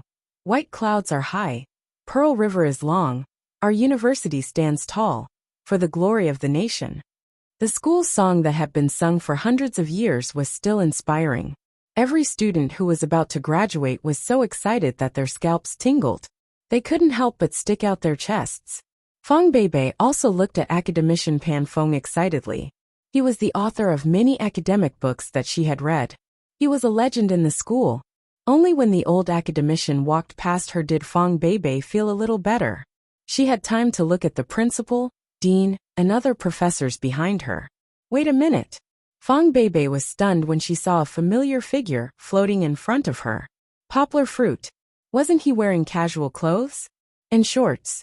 When did he change into a professor's robe and leather shoes? Also, why was he in the group of professors? Fong Beibei was stunned. All that was left in her mind was Poplar Fruit's sly smile when he looked at her when he floated by. Hey, isn't that old Yang from your family? Why is he there? Lu Ruhua, who was also sitting next to Fong Beibei, pretended to be surprised. However, she was holding back her laughter and secretly looking at Fong Beibei's expression. Yes, why is Poplar Fruit in the group? That you're tuning in to the Dreamy Chapters YouTube channel. We're so grateful for your support. And don't forget to subscribe to join us on this incredible journey through captivating stories. Your generosity through donations truly makes a world of difference, as it's the primary source of revenue that allows me to expand and enhance this channel for you. Thank you from the bottom of my heart for being a part of this adventure.